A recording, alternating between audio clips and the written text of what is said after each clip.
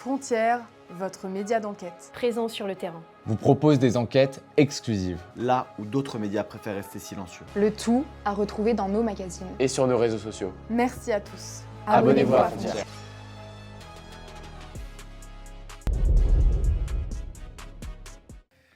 Bonjour à tous, bienvenue dans 100% Frontières. Bonjour Éric Tegner. Bonjour Gauthier, bonjour à tous. C'est une grande semaine, vous avez été comparé à un rat par Jean-Luc Mélenchon. Yann Barthès m'a demandé de fermer ma gueule. On fait bien de s'arrêter le jeudi parce que je ne sais pas dans quel état on se serait retrouvé le vendredi matin. On va parler de tout ça, du traitement médiatique évidemment, et puis de Saint-Denis, le maire qui veut, vous savez, désarmer sa police municipale. Or, il y a eu 2 attaques mardi soir. Vous avez les images, Jordan Florentin, attaque au couteau, attaque à la machette. Donc on voit que c'est vraiment le bon timing. On en parle et je vous présente tout le plateau. Juste après le journal d'Adrien Fontenot. Adrien Fontenot. Le gouvernement annoncera des mesures d'aide publique pour les gros rouleurs dans les prochains jours. Selon les mots de Roland Lescure, objectif compenser la hausse des prix du carburant. Le ministre de l'économie indique également que la France réunira lundi un G7 avec les ministres des Finances, ceux de l'énergie et les responsables des banques centrales, une première depuis 50 ans. 3 morts et un blessé grave après un choc frontal entre 2 voitures survenues hier dans la Meuse. L'accident s'est produit sur une route départementale suite à un dépassement. Le conducteur de la voiture percutée, âgé de 25 ans, est décédé, ainsi que le conducteur et le passager avant de l'autre voiture, âgé de 21 et 19 ans. Le passager, arrière 19 ans, a été hospitalisé à Verdun dans un état critique. Et puis si Xavier Dupont de Ligonnès était en fait caché aux États-Unis, le dossier est en tout cas relancé. Le bureau d'un shérif au Texas lance un appel à témoins pour retrouver le fugitif. Xavier Dupont de Ligonnès est le principal suspect du meurtre des 5 membres de sa famille, dont les corps ont été retrouvés le 21 avril 2011, il y a bientôt 15 ans, enterrés sous la terrasse de leur maison à Nantes. Affaire à suivre. Merci beaucoup Adrien. 69% des Français désapprouvent le désarmement de la police municipale dans leur commune. Sondage CSA pour CNews Europe 1, le JDD. On en parle avec Maître Collard, avec Hélène Rouet du Journal du Dimanche, de la même rédaction que Jules Torres et Yvan Rioufol. Jordan, je vous ai déjà présenté. Bonjour à tous. Et dans un instant, on va donc parler de ces agressions, de ces attaques au couteau et à la machette à Saint-Denis cette semaine. On voit qu'il y a quand même une drôle de concomitance, c'est-à-dire que la délinquance augmente, mais on fait le choix de désarmer la police municipale. On fait le point avec Augustin Donadieu, Inès Salicane et Charles Pousseau. Désarmer la police municipale, une mesure qui fait débat parmi les habitants de Seine-Saint-Denis. Non, nous on pense que ça n'est pas une bonne mesure, compte tenu de tout ce qui se passe au niveau de délinquance sur Saint-Denis. Ça m'inquiète, parce que j'avais senti quand même une accalmie, ne serait-ce que par rapport à l'endroit où j'habite. C'était un peu dissuasif peut-être pour les points de deal et tout ça, maintenant je ne sais pas. On a vécu avec une police municipale sans armes et ça se passait très bien. Et je trouve que c'est bien si c'est une police de proximité et laisser la police nationale faire le gros du travail. Bali Bagayoko, le nouveau maire de la ville, est en ce moment autant sollicité par des selfies que par les journalistes qui lui demandent des éclaircissements au sujet de cette première mesure qui divise.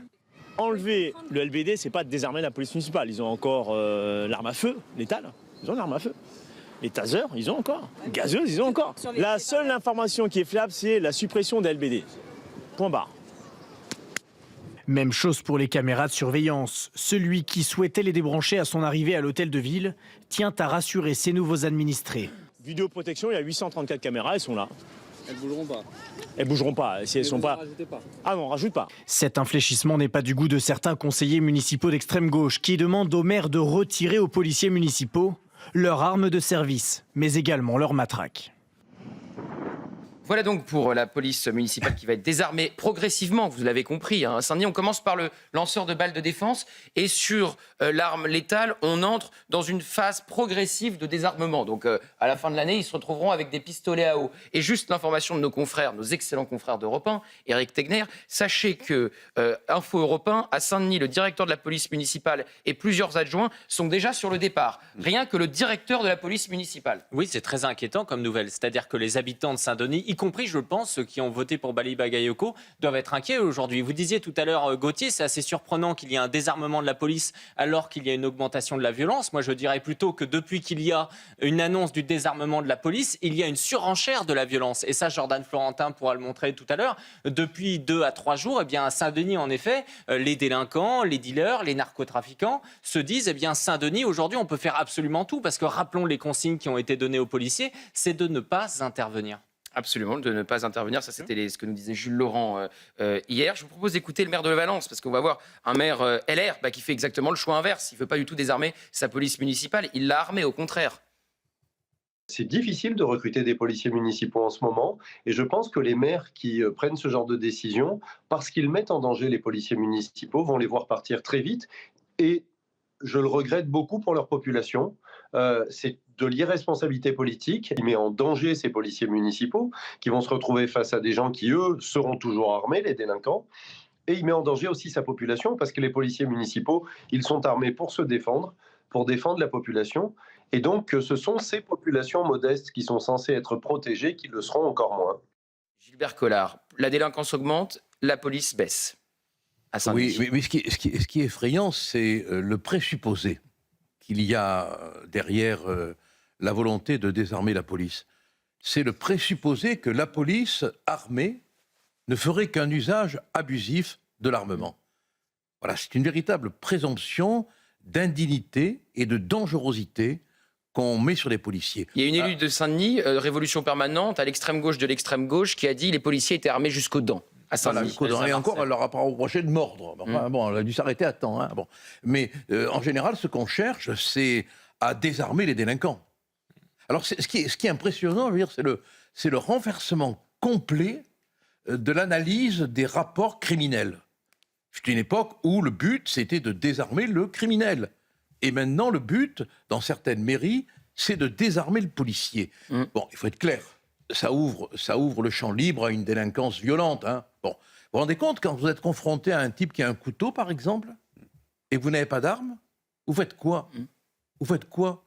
Vous lui demandez, est-ce que vous pourriez avoir l'amabilité de poser votre couteau?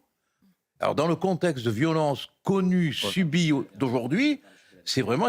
Moi, je trouve que c'est exposer les policiers et les citoyens en même temps, hein, parce que le policier, il est armé pour sa propre protection, mais on l'oublie trop. Pour la protection d'autrui.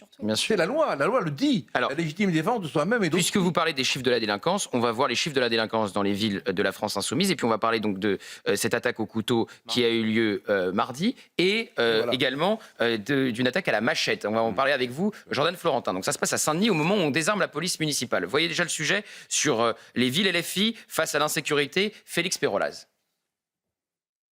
Dans les villes remportées par la France insoumise lors des élections municipales, la délinquance est fortement implantée. À Roubaix en 2024, les chiffres du ministère de l'Intérieur font état de plus de 9000 crimes et délits. Parmi eux, 437 cambriolages de logements et 1300 destructions et dégradations volontaires. Sur cette carte, la couleur violette la plus foncée indique les villes les plus touchées. Dans la petite couronne parisienne, une commune remportée par la France insoumise est également concernée. À La Courneuve, la ville est marquée par des faits de violence, 221 vols violents sans armes et 370 violences physiques hors cadre familial. Concernant les vols avec armes, le taux d'infraction pour 1000 habitants est supérieur à celui des villes comparables. À Creil dans l'Oise, plus de 2500 crimes et délits ont été recensés. 61 personnes ont été mises en cause pour trafic de stupéfiants et 669 pour usage. Enfin, à Vénissieux, près de 7000 crimes et délits ont été rapportés. Parmi eux, ce sont les infractions liées à la drogue qui dominent. 347 personnes mises en cause pour du trafic, 873 pour usage et plus de 1000 vols dans les véhicules. Et donc Jordan Florentin, on a assisté mardi soir à une double attaque, c'est ça? Attaque au couteau et attaque à la machette? En fait, à Saint-Denis, la situation, elle est incroyable sur place. C'est-à-dire qu'on a des policiers témoins qui nous disent depuis un an, la situation s'était améliorée et c'est un carnage depuis lundi soir. On parle de plusieurs attaques au couteau, d'une dizaine de raids, des rodéos sauvages tous les soirs. Et à la gare, en fait, ce qui va, c'est que des anciens qui avaient des points de deal sont en train de se battre au couteau pour récupérer leurs points de deal. Et on a eu effectivement plusieurs attaques. Il y en a eu une, par exemple, lundi soir, un homme qui a été blessé par arme blanche, dont la jambe a été découpée également à la machette plus tard dans la soirée. On a eu mardi soir 2 rixes.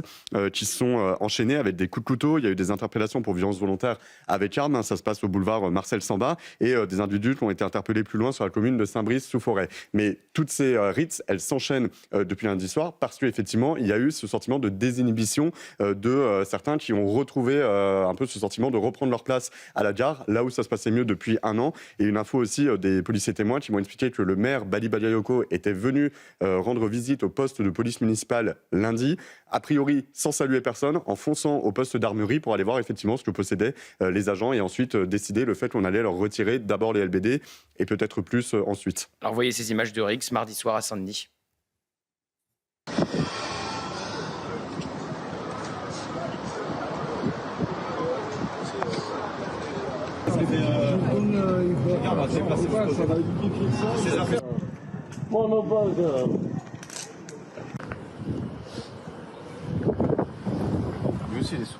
Et on a aussi vous voyez deux rixes dans la même soirée, et on a aussi des images donc de l'attaque à la machette, puisque vous l'avez dit, il y avait eu une attaque aussi à la machette. On va voir, j'imagine, ces images, Éric Tegner. Donc on voit au moment où la police municipale est désarmée, il y a des scènes de violence urbaine absolument incroyables. Donc ça, c'était mardi soir là également, Jordan Florentin, et c'est une attaque à la machette cette fois. Effectivement, c'est des images de vidéosurveillance où on voit ce qui est flouté, ce sont les machettes qui sont tenues par ces individus qui ont provoqué des rixes aux abords de la gare de Saint-Denis. Eric. Ce qui est intéressant, et c'est pour ça que ces images dans 100% Frontières, elles sont vraiment importantes, c'est que depuis 2 jours et demi, on a un discours de Bali Bagayoko qui se présente bien devant les caméras, avec sa cravate, qui nous explique que finalement tout va bien se passer à Saint-Denis parce que lui a la solution.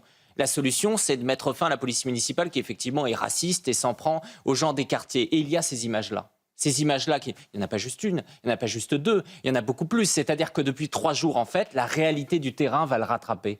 Et c'est d'une certaine façon le pari aussi de certains experts qui disent que d'ici plusieurs mois, ça va devenir compliqué, que le désarmement de la police, d'aller jusqu'au bout. Hier, on avait Axel Ronde qui expliquait qu'aujourd'hui, il désarme des LBD, demain, il va vouloir désarmer d'autres éléments de la police municipale, mais cette réalité va le rattraper. Parce que ce sont des victimes, ce sont des familles de victimes aussi qui, à un moment, vont écrire au maire et vont lui dire « Mais qu'est-ce qui se passe aujourd'hui ? Qu'est-ce qui se passe ? Qu'est-ce que vous faites pour nous ?» Et donc, il y a cette réalité, ces 2 éléments où ils vivent dans un monde parallèle. Et à l'instant, Louis Alliot, le maire de Perpignan. À Perpignan, nous recrutons des policiers municipaux. Ah oui. Les agents de Saint-Denis sont les bienvenus. Jules. Non, en fait, ne nous leurrons pas. Monsieur Bakayoko et les élus de la France Insoumise, en tout cas les nouveaux maires de la France Insoumise, n'ont pas été élus pour faire baisser la délinquance et pour lutter contre le narcotrafic. Loin de là. Moi, le sujet qui m'intéresse là-dedans, c'est que tous les rapports, et notamment le rapport de la Cour des comptes de 2020, nous disaient qu'il fallait plus de caméras de vidéosurveillance, armer la police municipale. Pourquoi ? Évidemment pour lutter contre la délinquance et pour faire baisser l'insécurité, mais surtout pour protéger les policiers. Parce que ce que l'on découvre depuis plusieurs années, c'est que les policiers et aussi les gendarmes sont visés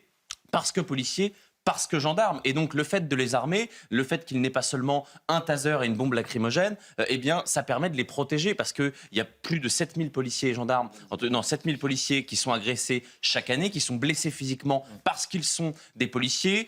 Évidemment, on pourrait parler de Clarisse Jean-Philippe, on pourrait parler des policiers de Magnanville. Donc voilà, aujourd'hui ils sont ciblés pour ça. Et donc c'est pour cela qu'il y a une sorte d'irresponsabilité de ces nouveaux maires de la France insoumise. Et on voit d'ailleurs qu'il y a une baisse des attaques contre les policiers dans toutes les villes où il y a plus de caméras de vidéosurveillance et où les policiers municipaux sont armés. Vous prenez l'exemple de Perpignan avec Louis Alliot qui est un très bon exemple. Vous pouvez citer Nice, vous pouvez citer Cannes. Et surtout, l'exemple parfait, je trouve, c'est Béziers. Depuis 2014, l'insécurité a complètement baissé, mais de manière drastique depuis que Robert Ménard a décidé d'armer massivement ces policiers municipaux. C'est quand même vraiment à souligner. C'est pas de bol pour le maire. Hein. On pourrait croire qu'il y a un lien. On désarme la police municipale et on a 2 rixes dans la même soirée, Hélène. Non, mais contrairement aux macronistes, détricoter les efforts qui ont pu être faits va à la vitesse du son avec la France Insoumise. Maintenant, est-ce que c'est vraiment étonnant ? Je rejoins ce que Jordan disait. Les personnes de Saint-Denis sont en train de dire depuis de toute façon 3 jours que l'atmosphère a complètement changé, que déjà les choufs sont revenus, que les points de vente à la sauvette sont revenus. Mais ce n'est pas étonnant quand vous avez aussi des policiers municipaux qui expliquent dans votre matinale ce matin qu'il y a eu des personnes identifiées au trafic de drogue locale qui étaient à la victoire dimanche soir, il y a une semaine de Bali Bakayoko. C'est-à-dire qu'en fait, les policiers municipaux de Saint-Denis, ils connaissent le terrain. Ils savent qui est identifié aux narcotrafiquants. Et ils ont même identifié des personnes qui étaient là. Ça faisait déjà des jours qu'ils se réjouissaient d'une potentielle victoire de Bali Bakayoko. Non, moi, ce que je trouve, en revanche, absolument fou, c'est la dichotomie, si on prend sur un plan national, avec les dernières déclarations de Laurent Nunez.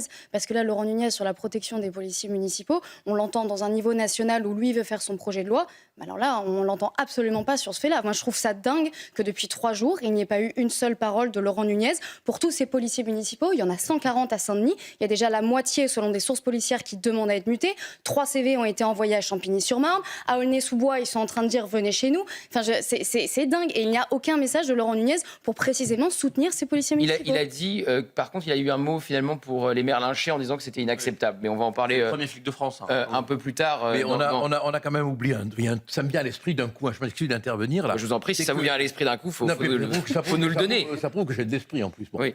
Et que ça peut venir d'un coup. Et que ça peut venir d'un coup. On n'a pas de doute. Voilà. On oublie quand même que le maire de la Seine-Saint-Denis, il est officier de police judiciaire. Oui. Il est au PJ. Attendez. Oui. Non, mais vous vous rendez compte des pouvoirs qu'il a. Bien sûr. C'est-à-dire qu'il peut. On le voit tout de suite sur la police municipale, oui. Mais non, mais même sur les citoyens. C'est le shérif. Il est au PJ. Yvan Rioufol.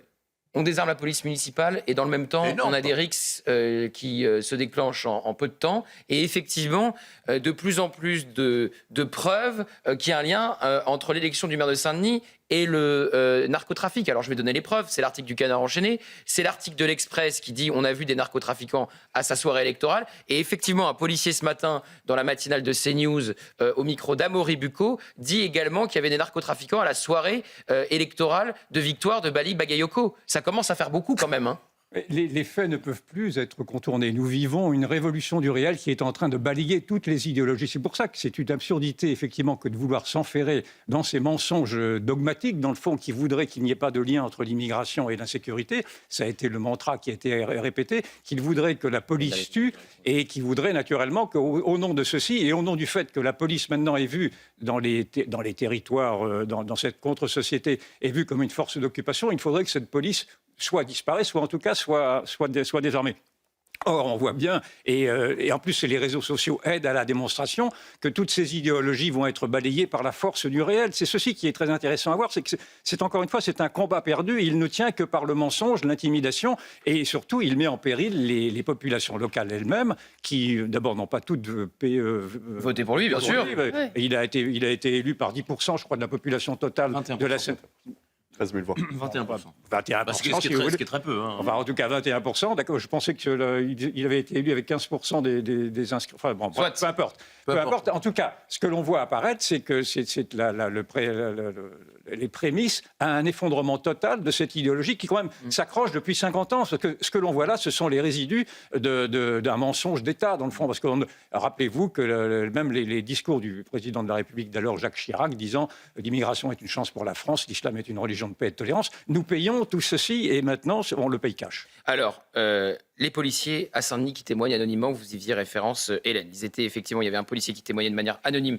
dans la matinale de CNews au micro d'Amaury Bucco. Je vous propose donc déjà de l'écouter sur qu'est-ce que c'est qu'être un policier dans une commune de la France insoumise.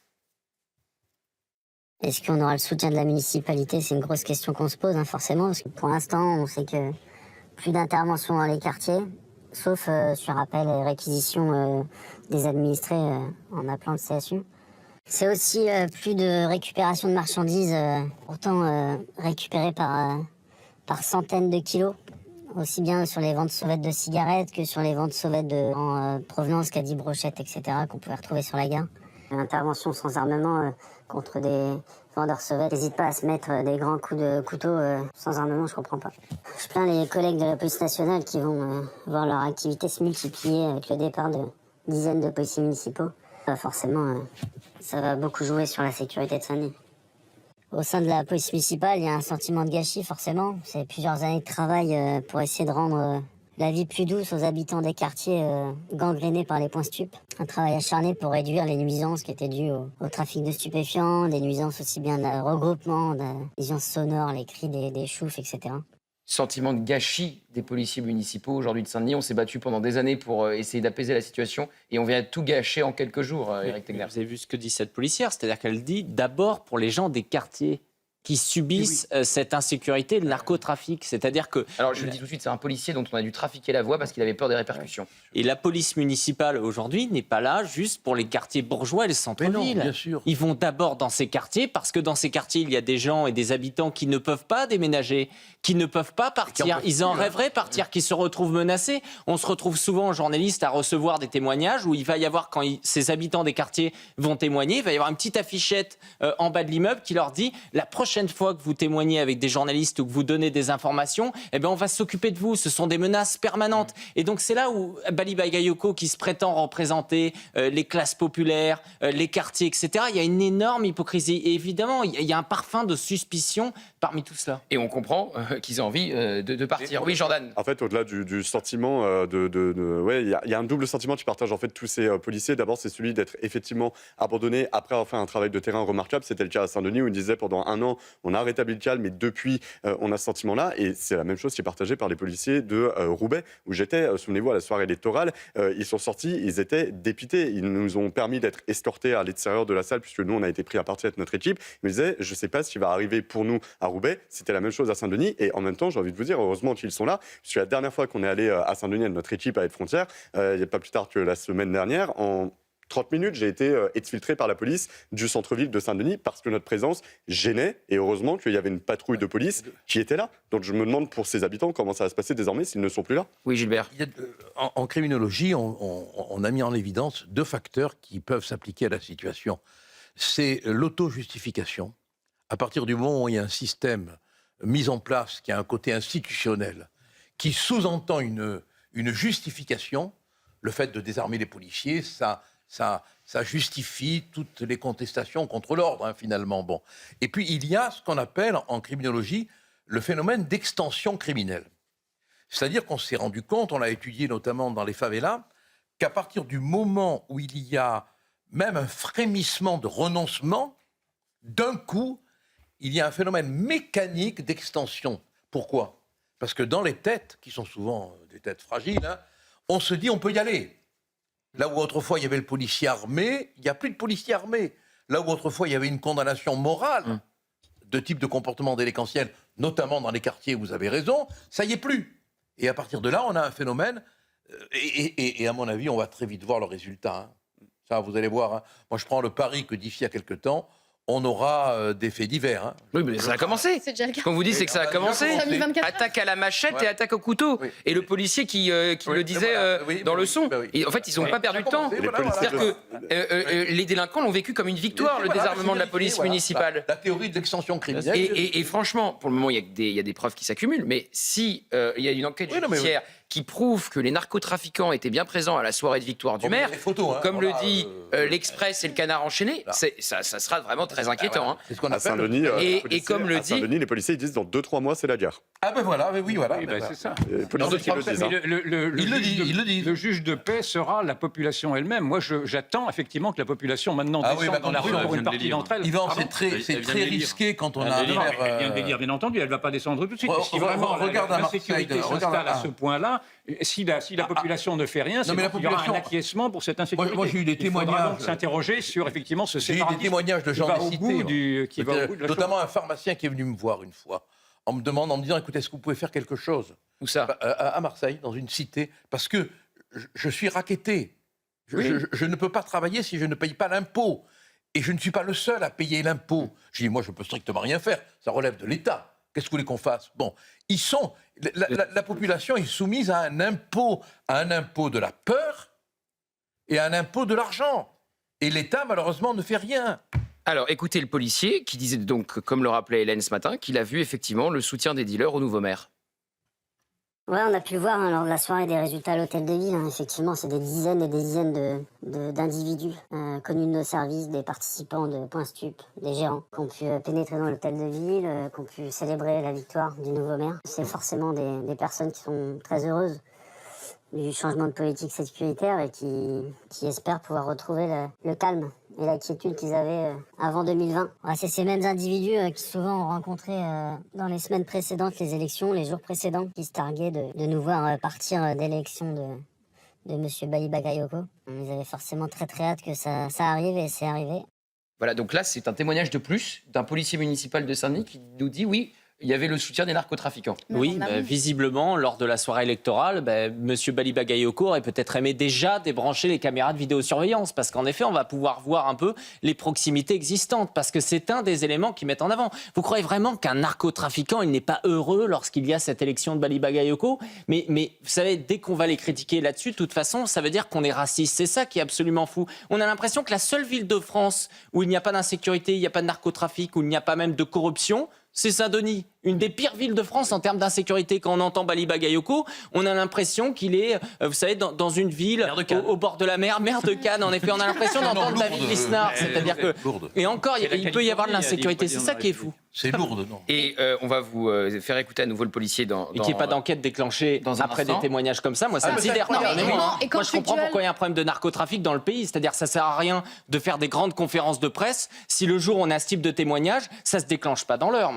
Quand Tuc Dual-Denis pose la question, ça en revanche, la classe médiatique tombe précisément sur Tuc Dual-Denis, alors qu'il s'appuyait déjà sur certaines informations. Hélène, on va y venir, ne soyez pas impatients. Vous voulez dire quotidien, l'émission qui demande de fermer sa gueule, bien sûr, on va y venir, il n'y a aucun problème. Je vous en prie.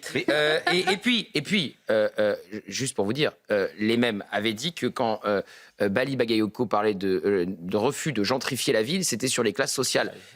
Vous allez voir que c'était bien sur l'identité, contrairement à ce qu'ils nous ont fait dire Julien Belvert en disant non, vous racontez n'importe quoi, c'était sur les classes sociales, il a dit ça la semaine dernière. C'était bien sur l'identité, c'est le maire LFI qui l'a dit, et ça a été souligné par notre consoeur Eugénie Bastier. On va en parler dans un instant, et puis on parlera donc évidemment du traitement médiatique et de toutes les officines de la France Insoumise. À tout de suite. De retour dans 100% Frontières. Dans un instant, on va continuer à s'inquiéter de ce qui se passe à Saint-Denis parce qu'il y a des effets très rapides du désarmement de la police municipale. Et il y a des policiers qui ont témoigné ce matin sur CNews pour dire qu'il y avait un lien entre les narcotrafiquants, c'est leur témoignage, et le nouveau maire de Saint-Denis, venant corroborer les informations de l'Express et du Canard enchaîné. Et puis on verra bien que quand le maire refuse de gentrifier sa ville, il parle également d'identité et pas seulement de classe sociale. Adrien Fontenot pour le journal. Dans la région de Tel Aviv, une femme d'une quarantaine d'années a été blessée par des éclats d'obus. De même pour un homme de 26 ans, Israël, pris pour cible par des tirs de missiles iraniens. À Kfar Kassem également dans le centre, 6 blessés par le souffle d'une explosion ont été évacués vers des hôpitaux du centre du pays. D'autres personnes ont été traitées par les services de secours pour des crises d'angoisse. L'Australie interdit les détenteurs d'un passeport iranien d'entrer sur son territoire, que ce soit à des fins touristiques ou professionnelles. L'interdiction vaut pour les 6 prochains mois. Plus de 85 000 résidents australiens sont nés en Iran, selon des chiffres du gouvernement. Certaines exceptions seront accordées au cas par cas, notamment pour les parents de citoyens australiens. Et puis il y a 30 ans, dans la nuit du 26 au 27 mars 1996, les moines de Tibérine étaient enlevés avant d'être assassinés. 7 religieux du monastère Notre-Dame de l'Atlas à Tibérine, donc en Algérie, étaient capturés par des islamistes armés. Une affaire en plein cœur de la décennie noire, cette guerre civile sanglante opposant l'État algérien aux islamistes qui fera plus de 150 000 morts entre 1992 et 2002. Merci beaucoup Adrien. Donc on était sur le témoignage de ce policier qui témoignait de manière anonyme dans la matinale de CNews au micro d'Amaury Bucco. On va l'écouter sur les conséquences de l'élection du nouveau maire sur l'insécurité à Saint-Denis. Ça s'est vu très rapidement, quelques jours, même pas quelques heures après l'élection. Et là, forcément, notre activité a immédiatement changé. Et c'est directement l'installation dans certains quartiers qu'on a pu revoir. Des choses qui avaient disparu depuis plusieurs années. On a pu revoir des choufs se réinstaller, mettre des chaises en pleine rue. Des choses qui avaient complètement disparu depuis très longtemps. On a pu revoir aussi également les principaux points de vente sauvette autour de la gare centre-ville ou d'autres points au centre-ville. Et là, ça se multiplie à une grande vitesse. Ils se cachent plus du tout, forcément. Moi, je suis très frappé. Vous voyez comme le vote a des conséquences rapides. Et le policier dit, mais en quelques heures, ça s'est joué, quoi. En quelques heures, ça bascule. Oui, parce qu'il y a eu toute la campagne. C'est-à-dire que la campagne, elle a envoyé un message au quartier. Elle a mobilisé ses quartiers. Vous savez, encore une fois, la grande victoire de Jean-Luc Mélenchon et de la France Insoumise sur ces élections municipales, c'était son pari de mobilisation des quartiers. Les 400 000 voix qui lui a manqué lors de la dernière élection présidentielle pour passer au second tour. Et ce qu'on constate, c'est que les villes dans lesquelles ils ont perdu, c'est des villes comme Toulouse, par exemple. C'est-à-dire où c'est un électorat qui est différent de l'électorat qu'on retrouve à Saint-Denis, de l'électorat qu'on trouve à Roubaix. Et donc là-dessus, c'est un pari gagnant. Et donc toutes cette mobilisation sur ces thèmes forts, en effet, eh bien forcément, le jour où Bali Bagayoko, eh bien, il est élu, ils savent que derrière, il y aura des conséquences. Et donc, ça les mobilise. Et vraiment, ce qu'il faut comprendre, c'est que la France insoumise, il mène un combat qui dépasse le cadre même des villes. Ils veulent avoir un impact sur la France. C'est ça le message qu'ils veulent envoyer aujourd'hui. On voit une différence totale avec ce qui peut se passer lorsqu'un maire de droite va devenir maire, c'est-à-dire qu'il va faire les choses de façon calme, il va le faire avec l'ensemble de la population. Là, on est sur une radicalité qui est totalement assumée, qui a des conséquences. Et donc, écoutez-le sur les LBD qui seraient dangereux pour la population. Et donc, dans ce cas, il décide de les enlever aux policiers. LBD, voilà, qui était constitutif en fait de l'armement de la police municipale. Donc on a commencé parce qu'on a quand même un certain nombre d'analyses qui nous attestent que le fait que ces armes-là sont dangereuses et donc du coup on les retire de l'arsenal en fin de compte de l'armement de la police municipale, c'est tout. Et donc dans ce travail-là, c'est un premier travail qui est à faire et puis après pour le reste, les policiers municipaux, je rappelle quand même que le LBD c'est une arme de défense. D'accord, hein, on n'est pas, voilà, pour le maintien de l'ordre, on n'a pas besoin. Hein. Donc voilà, c'est un choix assumé. Et aujourd'hui, moi je sais pouvoir faire confiance à l'ensemble de ma police municipale pour pouvoir ajuster en fin de compte ces modes opératoires avec le LBD en moins. Et pour terminer donc le portrait du nouveau maire, une élue PS annonce sa démission, vous le savez, en évoquant des liens présumés entre le maire et la personne responsable de son agression. C'est-à-dire que l'élu PS, on lui a tendu un guet-apens et le commanditaire de ce guet-apens, qui a été condamné pour cela, serait en lien avec le nouveau maire donc LFI, puisqu'elle les a vus échanger chaleureusement. Il y a une photo qui a été à l'hôtel vérifiée. de ville. Donc vous voyez un peu, c'est-à-dire qu'on se pose sur le nouveau maire, on se pose des questions sur ses liens avec les narcotrafiquants et on se pose des questions sur ses liens avec un commanditaire de guet-apens et ça provoque la démission d'une élue du Parti socialiste. Il y a une ambiance. Il y a une belle ambiance. Hein. Et précisément parce qu'elle ne se sent plus en sécurité au sein du conseil municipal. En fait, elle était en train de plus ou moins vider son bureau quand elle a pris justement la photo, quand elle a vu Bali Bakayoko en train de parler avec son commanditaire, effectivement, plus présumé, précisément parce qu'il a été condamné en appel. Et non, mais parce qu'elle a été passée à tabac par 3 jeunes qui avaient été payés pour ça en décembre 2023. Enfin, c'était une histoire de dingue. On passe à tabac les femmes.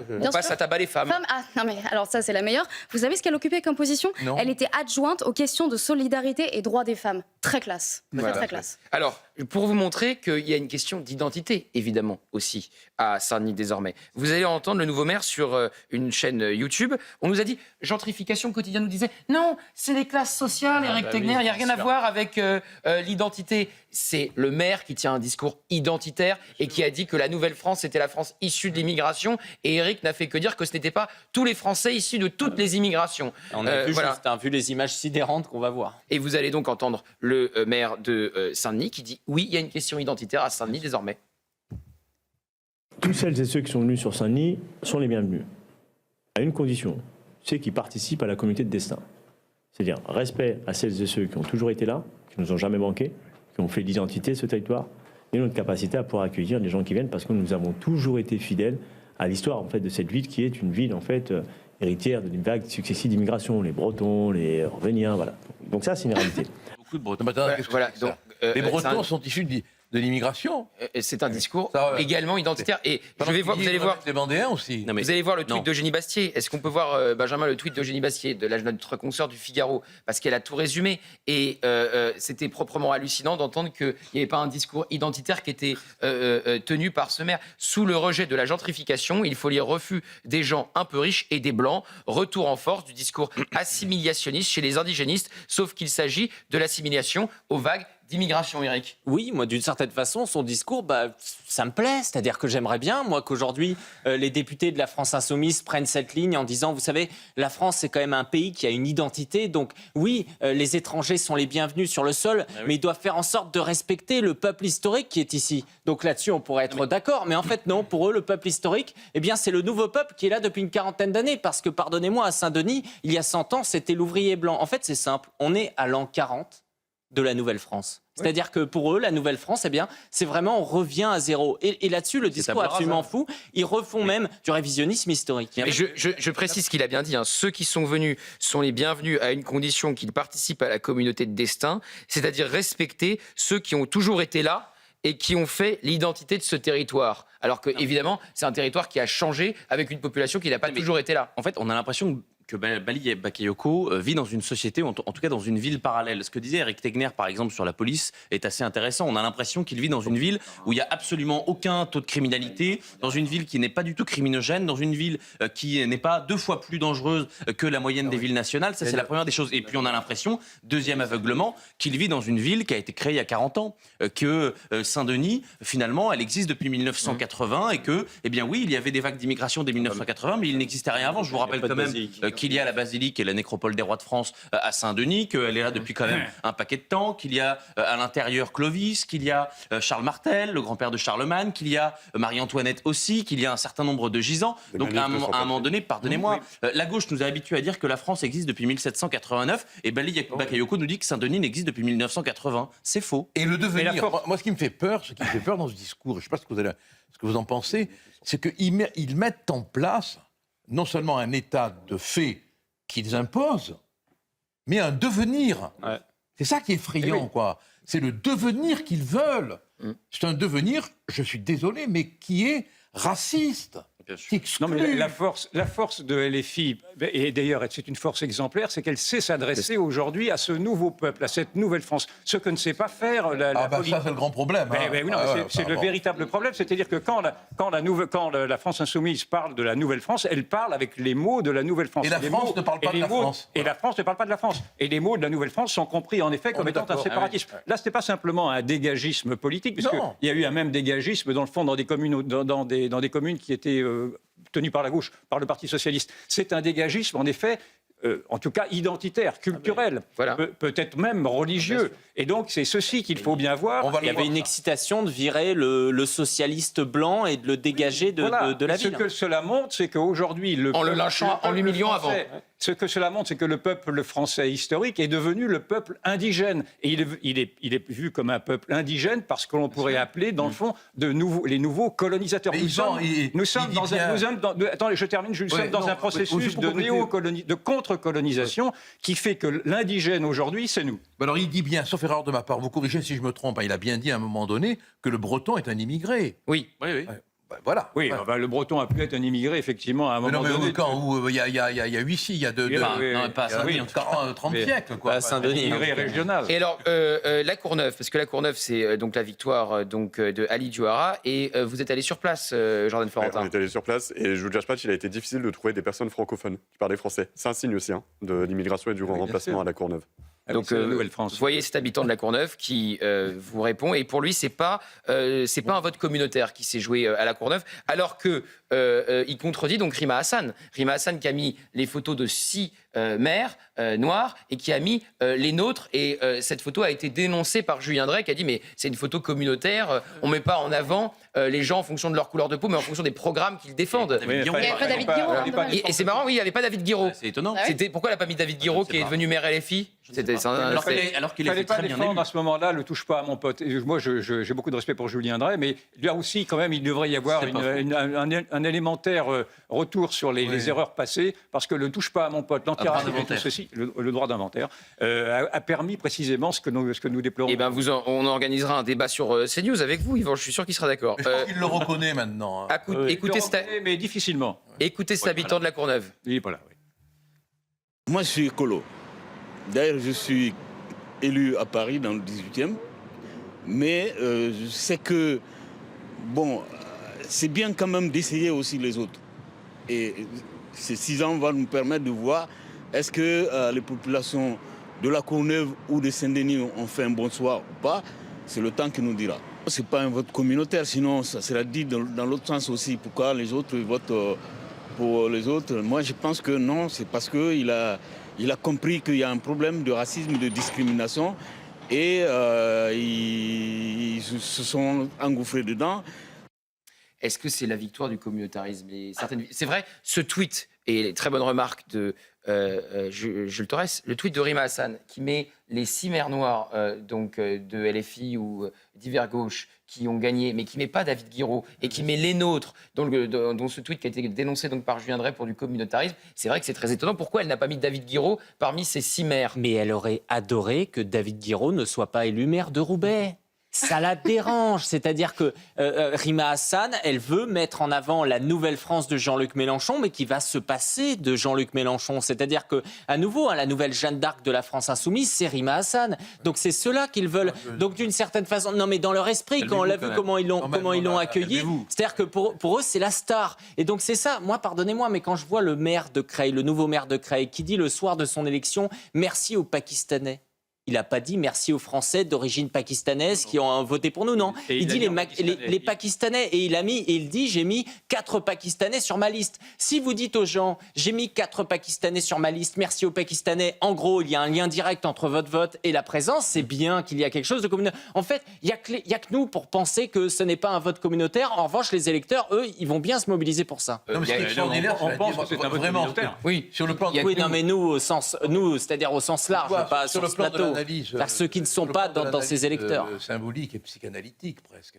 La disparition de Guiraud de la photo, elle dit tout. Ah oui. Mais ça veut dire que même à l'intérieur de leur propre mouvement, ils vont se dévorer. Le temps du porte-parole est révolu. Mathilde Panot, elle a déjà été renvoyée à ses origines blanches plusieurs fois, même alors qu'elle était sur la scène précisément avec Rima Hassan. Et Daniel Obono qui avait dit la fête de l'UMA, c'est une fête trop blanche. Bien sûr.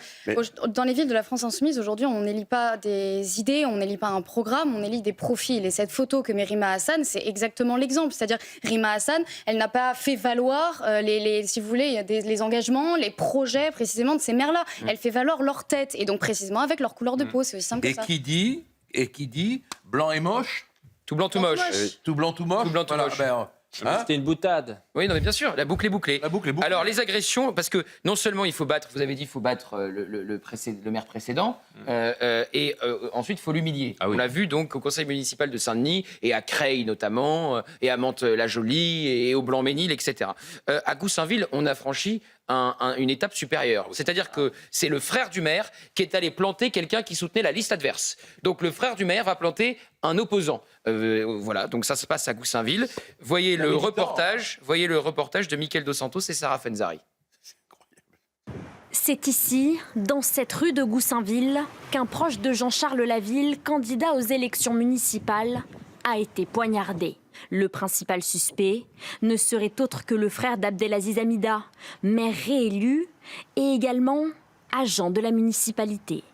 La raison de l'altercation serait un différend lié à la campagne. La victime, un boxeur de 29 ans, aurait simplement exprimé son intention de voter pour la liste opposante menée par Jean-Charles Laville. Les deux hommes ne se connaissaient pas avant cette rencontre et le geste a semé le choc dans toute la ville. C'est pas normal. Il a eu un mauvais comportement. C'est dégueulasse de faire ça. Juste pour un truc de vote, ça sert à rien. À notre micro, Jean-Charles Laville révèle une forme d'omerta au sein de la municipalité. Un silence qui pèse et qui inquiète pour la sécurité et la démocratie locale. Le frère du maire avait déjà fait une vidéo sur les réseaux sociaux avant le premier tour où il avait déjà annoncé que ils avaient mis tout un système en place avec des passe-droits et que si jamais ça ne soutenait pas son frère, il informerait le maire directement de qui n'a pas voté pour lui et que derrière, ça arrangerait la situation. La mairie, sollicitée par notre rédaction, n'a pour l'instant pas souhaité répondre. C'est quand même incroyable, le frère du maire qui va planter un opposant. Mais je veux dire que là encore, il faut faire une interprétation criminologique. Ça veut dire qu'il y a là maintenant un sentiment de tout pouvoir. Le frère du maire, il est OPJ, vous vous rendez compte, dans la tête de cet environnement, ce que ça provoque. J'ai un frangin qui est officier de police judiciaire. Bon, ça donne une idée du climat quand même. Ça donne une idée du climat délétère dans lequel on est, Jules Torres. Quand vous avez le frère d'Abdelaziz Hamida, qui est le maire réélu de Goussainville, qui va planter quelqu'un qui a soutenu la liste adverse, quand vous avez les maires qui sont battus, alors c'est très intéressant, tous les maires battus qui ont été pré-lynchés, ils ont tous été battus par l'extrême gauche. C'est intéressant de voir ce point commun. Il y a assez peu d'agressions de la part du Modem ou de Renaissance, ou même du RN d'ailleurs. De leurs militants. Mais ce qui est intéressant, c'est que pourquoi on arrive à ça ? parce qu'on est dans un climat politique depuis plusieurs années, et particulièrement depuis plusieurs mois, qui tolère la violence politique. Je vous rappelle qu'il y a des gens qui ont justifié la mort de Quentin Derenc puisqu'il aurait une appartenance à possiblement un parti, un groupe d'extrême droite. On a toléré la mort d'un jeune homme de 21 ans parce qu'il aurait appartenu à une catégorie politique qui aujourd'hui ne convient pas à la bien-pensance. Donc évidemment qu'on peut arriver à ce genre de choses puisqu'on tolère la mort d'un jeune homme, le massacre d'un jeune homme par des militants qui sont visiblement, en tout cas c'est ce que la justice et le procureur a dit pour l'instant, proches de la France Insoumise et appartenant à la Jeune Garde qui est l'officine de la France Insoumise. Donc évidemment qu'on peut arriver à ce genre de choses. Et puis rappelez-vous ce qui s'est passé à l'Assemblée nationale depuis 2022 et depuis qu'il y a des députés de la France Insoumise. On a un ministre du Travail à qui on mime une sorte de pénalty, c'est-à-dire un coup de pied dans la tête, exactement ce que Quentin Derenc, a été victime. Je parle évidemment de Thomas Porte et d'Olivier Dussopt. Le même Thomas Porte qui menace dans l'hémicycle d'autres députés. On pourrait parler de Madame Chikirou qui menace des députés et qui leur dit de sortir dehors pour régler leurs comptes. Enfin voilà ce qu'on a à l'Assemblée nationale. Un autre exemple, à Rouen, un homme, Antifa, a insulté un candidat RN dans les rues de Rouen. Il lui crie « L'anarchie vaincra » et je cite « Tous les fils de pute racistes du Front National, on les baise ». Vous voyez un peu le niveau d'ambiance. Vous voyez cette scène à Rouen. Je suis content d'avoir vu ta gueule, ça me fait tellement plaisir de chier à la tronche, gamin. Et anarchie vaincra, et tous les fils de pute, de racistes du Front National, on les baise en brochette. Appelle mes copains si tu veux. Oh là là. Ah, ça me fait tellement gueulerie. Sale merde. Merci. Ça donne une idée du climat dans lequel on est quand même, Éric Tegner.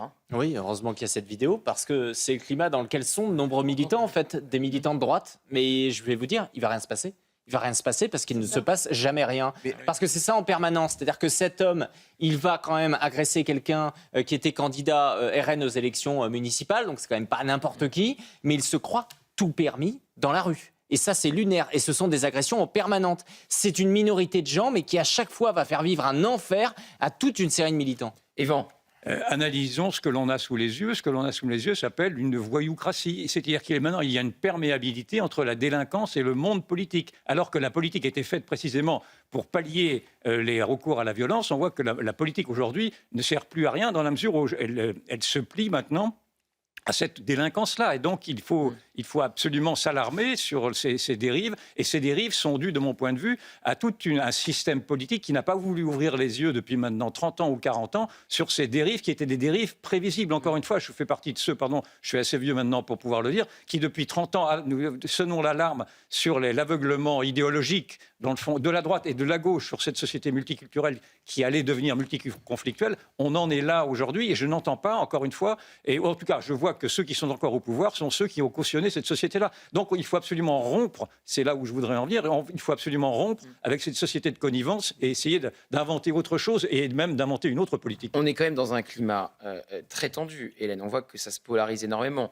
On insulte des candidats dans la rue. Je ne parle même pas de ce qui s'est passé à Goussainville. On lynche les maires sortants. On se dit ta gueule entre journalistes. On traite les journalistes de frontières de rats pour Jean-Luc Mélenchon. Tout ça donne une idée du climat du débat public dans lequel on est aujourd'hui. On ne peut plus se parler, on ne peut plus débattre. C'est-à-dire que c'est l'insulte et le lynchage qui ont pris le là. Oui, c'est ça. Quelle est la prochaine étape? Est-ce qu'on va mettre les opposants en prison? Est-ce qu'on va faire... Là, on est dans un vrai. Jean-Luc Mélenchon, il dit très bien, notre groupe, il veut le démanteler. Éric Tegner, il veut l'interdire. En fait, il n'y a plus. Les préfets en prison. Il n'y a absolument aucune limite. Et c'est pour ça que je pense vraiment que les mois prochains vont être absolument décisifs. Mais je rejoins le point d'Éric là-dessus.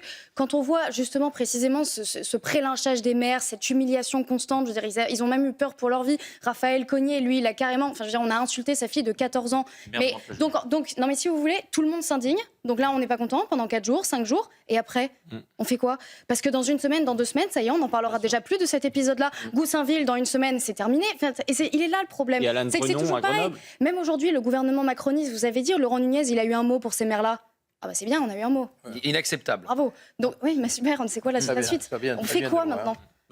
Mais aujourd'hui, tout est inacceptable. L'antisémitisme, c'est inacceptable. La violence, c'est inacceptable. Et après, on ne fait jamais rien. Vous avez vu, il disait Raymond Aron sur l'impossibilité de débattre. Il disait l'impossibilité de débattre, c'est la définition du totalitarisme. On est aujourd'hui dans un système totalitaire. Mais ça remonte à loin. Moi, je me ça remonte à loin, Il faut bien, moi j'aime bien nommer les choses et j'aime bien voir ce que l'on a sous les yeux. Et aujourd'hui, on a un système qui est d'amplitude totalitaire. On ne peut plus débattre. Vous l'avez dit.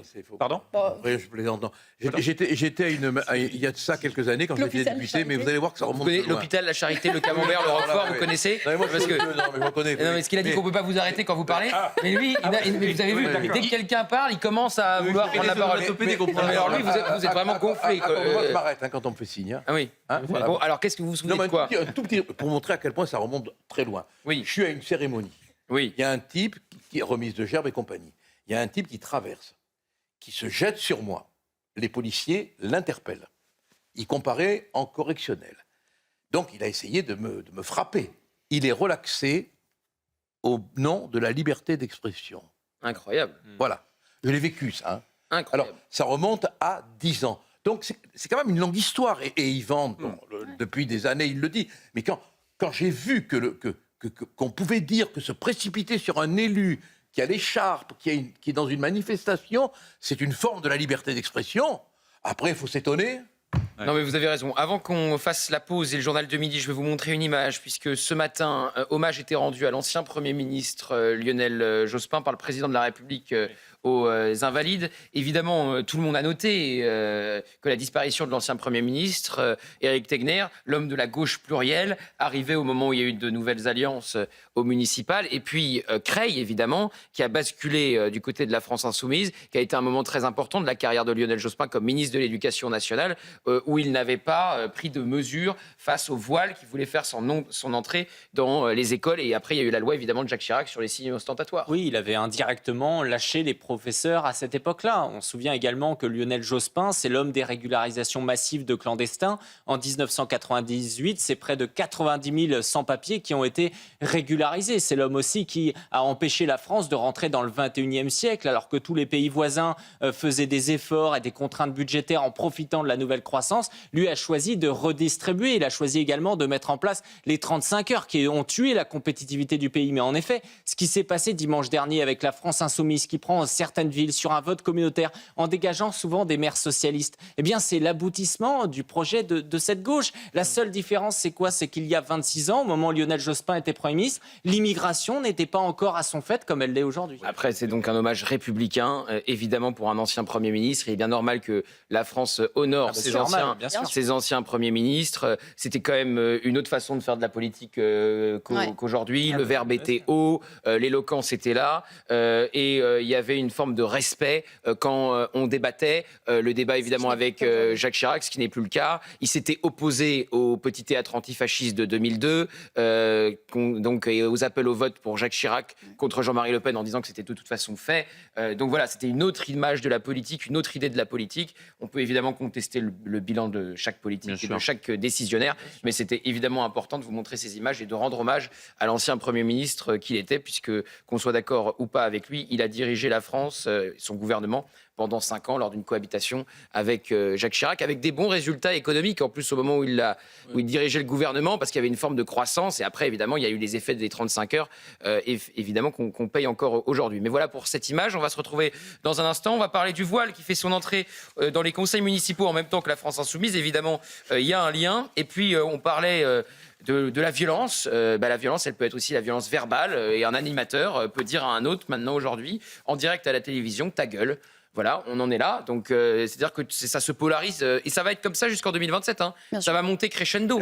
C'est-à-dire que ça va complètement se crisper. On peut détourner les propos, on peut vous insulter de raciste, on peut vous dire ta gueule. Enfin, il n'y a plus de limite. Mais évidemment...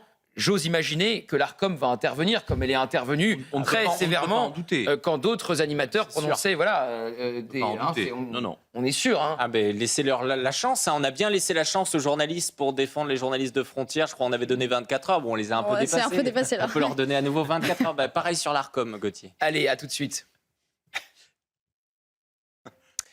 De retour dans 100% Frontières, on parle de la violence politique et de la violence entre journalistes. Dans un instant, enfin entre journalistes, elle n'est que d'un côté, mais ça se polarise de plus en plus. Donc voilà, ça va être le débat d'idées et le débat public des prochaines années, avec un climax en 2027. Mais pour l'heure, midi pile, Adrien Fontenot. À Lionel Jospin, la France rend hommage à l'ex-premier ministre socialiste décédé dimanche à l'âge de 88 ans. Aux Invalides, Emmanuel Macron a célébré un repère dans notre histoire et notre esprit en présence de nombreuses personnalités, des membres du gouvernement, des figures de gauche aussi, comme l'ancien président François Hollande. Les obsèques de Lionel Jospin se dérouleront ensuite à 14h30 au cimetière parisien du Montparnasse. Des mesures d'aide publique pour les gros rouleurs dans les prochains jours, annonce faite par le ministre de l'économie, Roland Lescure, pour compenser la hausse des prix du carburant. À la pompe, ils se sont envolés avec la guerre au Moyen-Orient, mais pas de pénurie pour autant. C'est ce que rappelait le ministre des PME, Serge Papin, invité de la grande interview ce matin.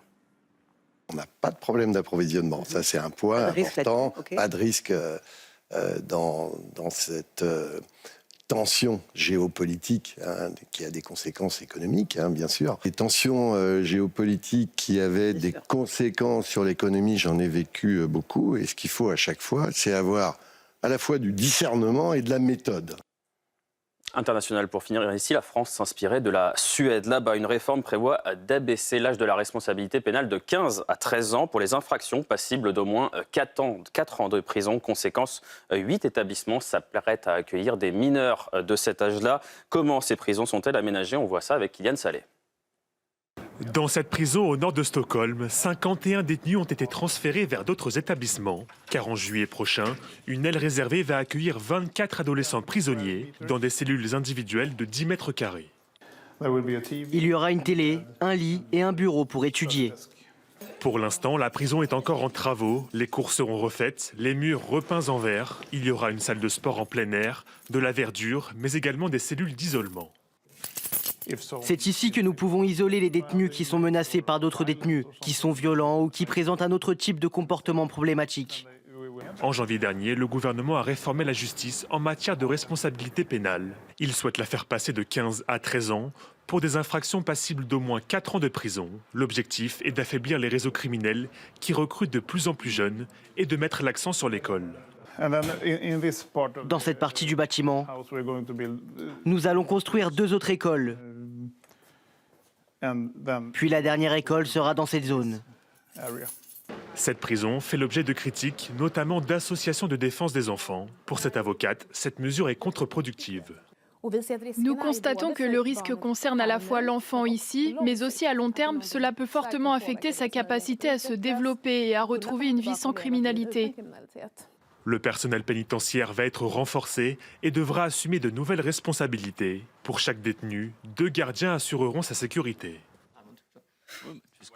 Pour la suite de 100% Frontières. Merci beaucoup Adrien et on vous retrouvera évidemment à 12h30 et ensuite chez Pierre de Villeneuve. Donc on a parlé du débat politique et on voit ces scènes de prélynchage auxquelles on a assisté envers des maires battus par l'extrême gauche. C'est intéressant de noter que tous les maires prélynchés ont été battus par l'extrême gauche. On voit que Jean-Luc Mélenchon a traité de rats les journalistes de rats-crevés même. De rats-crevés à capturer.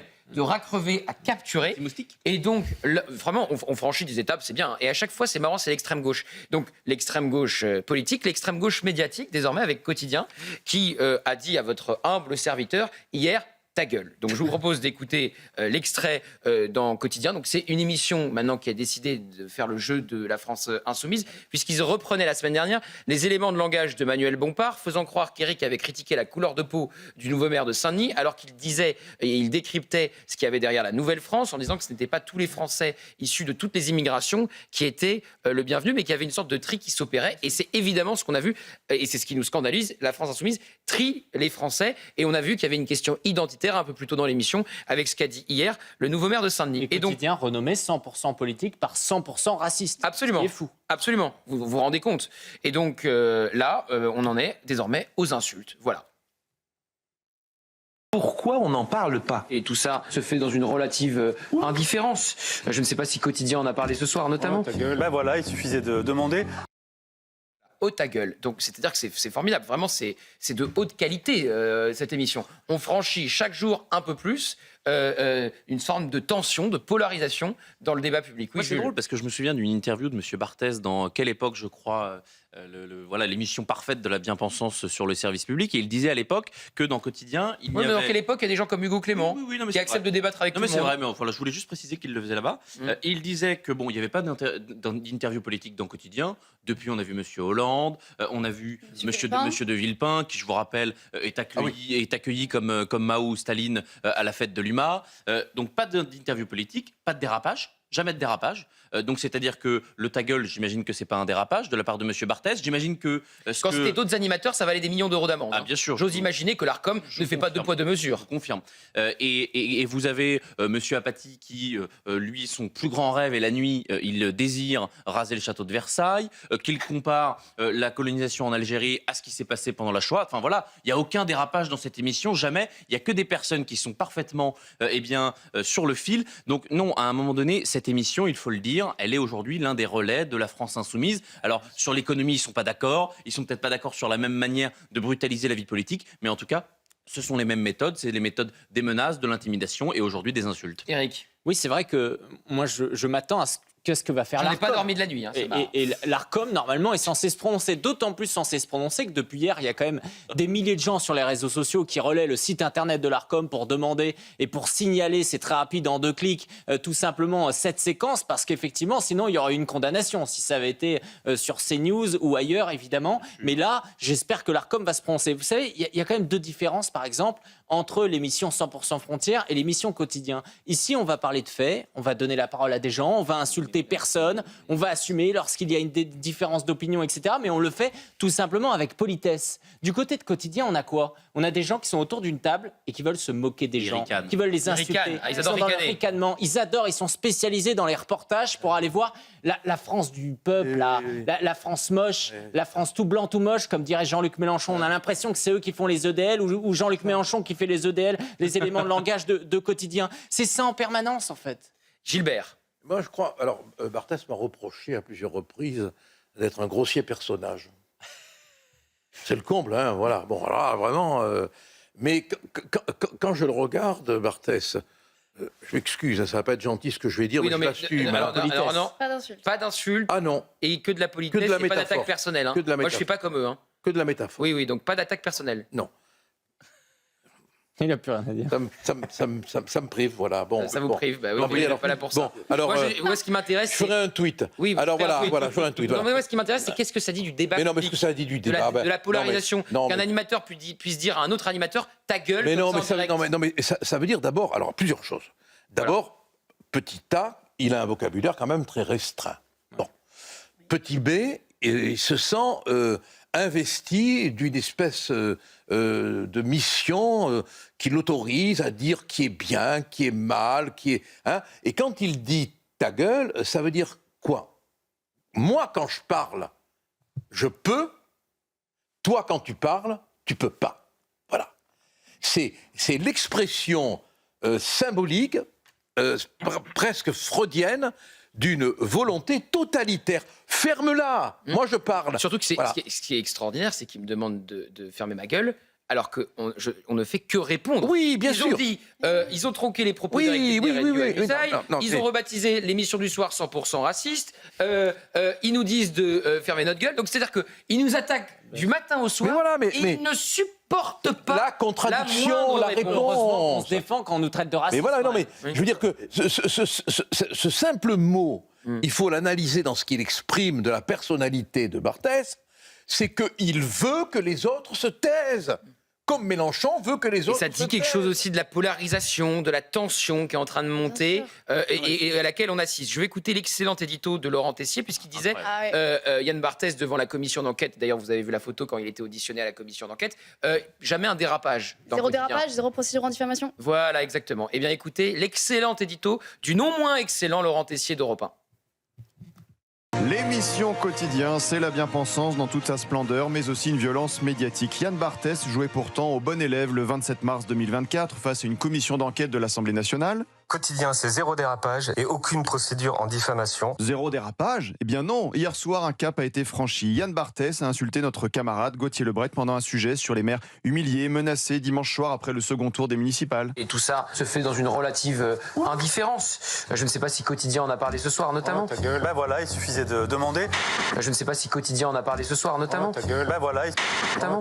L'émission Quotidien dit « ta gueule » à Gauthier Lebret. Des insultes à la télévision, on en est là. Gauthier a réagi hier soir sur CNews. Il y a une LFisation de Quotidien qui est très claire. Oui, dans les propos, les rapprochements sont faciles à faire. En décembre dernier, le programme s'était moqué d'un témoin de l'attaque terroriste antisémite de Sydney en Australie, un Français qui ne parlait pas bien anglais. Saurez-vous trouver le témoignage qui a mis du baume au cœur? I am in Australia since 2 days. Est-il espagnol, italien ou peut-être français? Des rapprochements avec la France insoumise quand le 16 janvier, l'un des chroniqueurs de Quotidien, Louis Catela, niait totalement le racisme anti-blanc. Marine, victime, comme CNews l'avait rappelé, de racisme anti-blanc.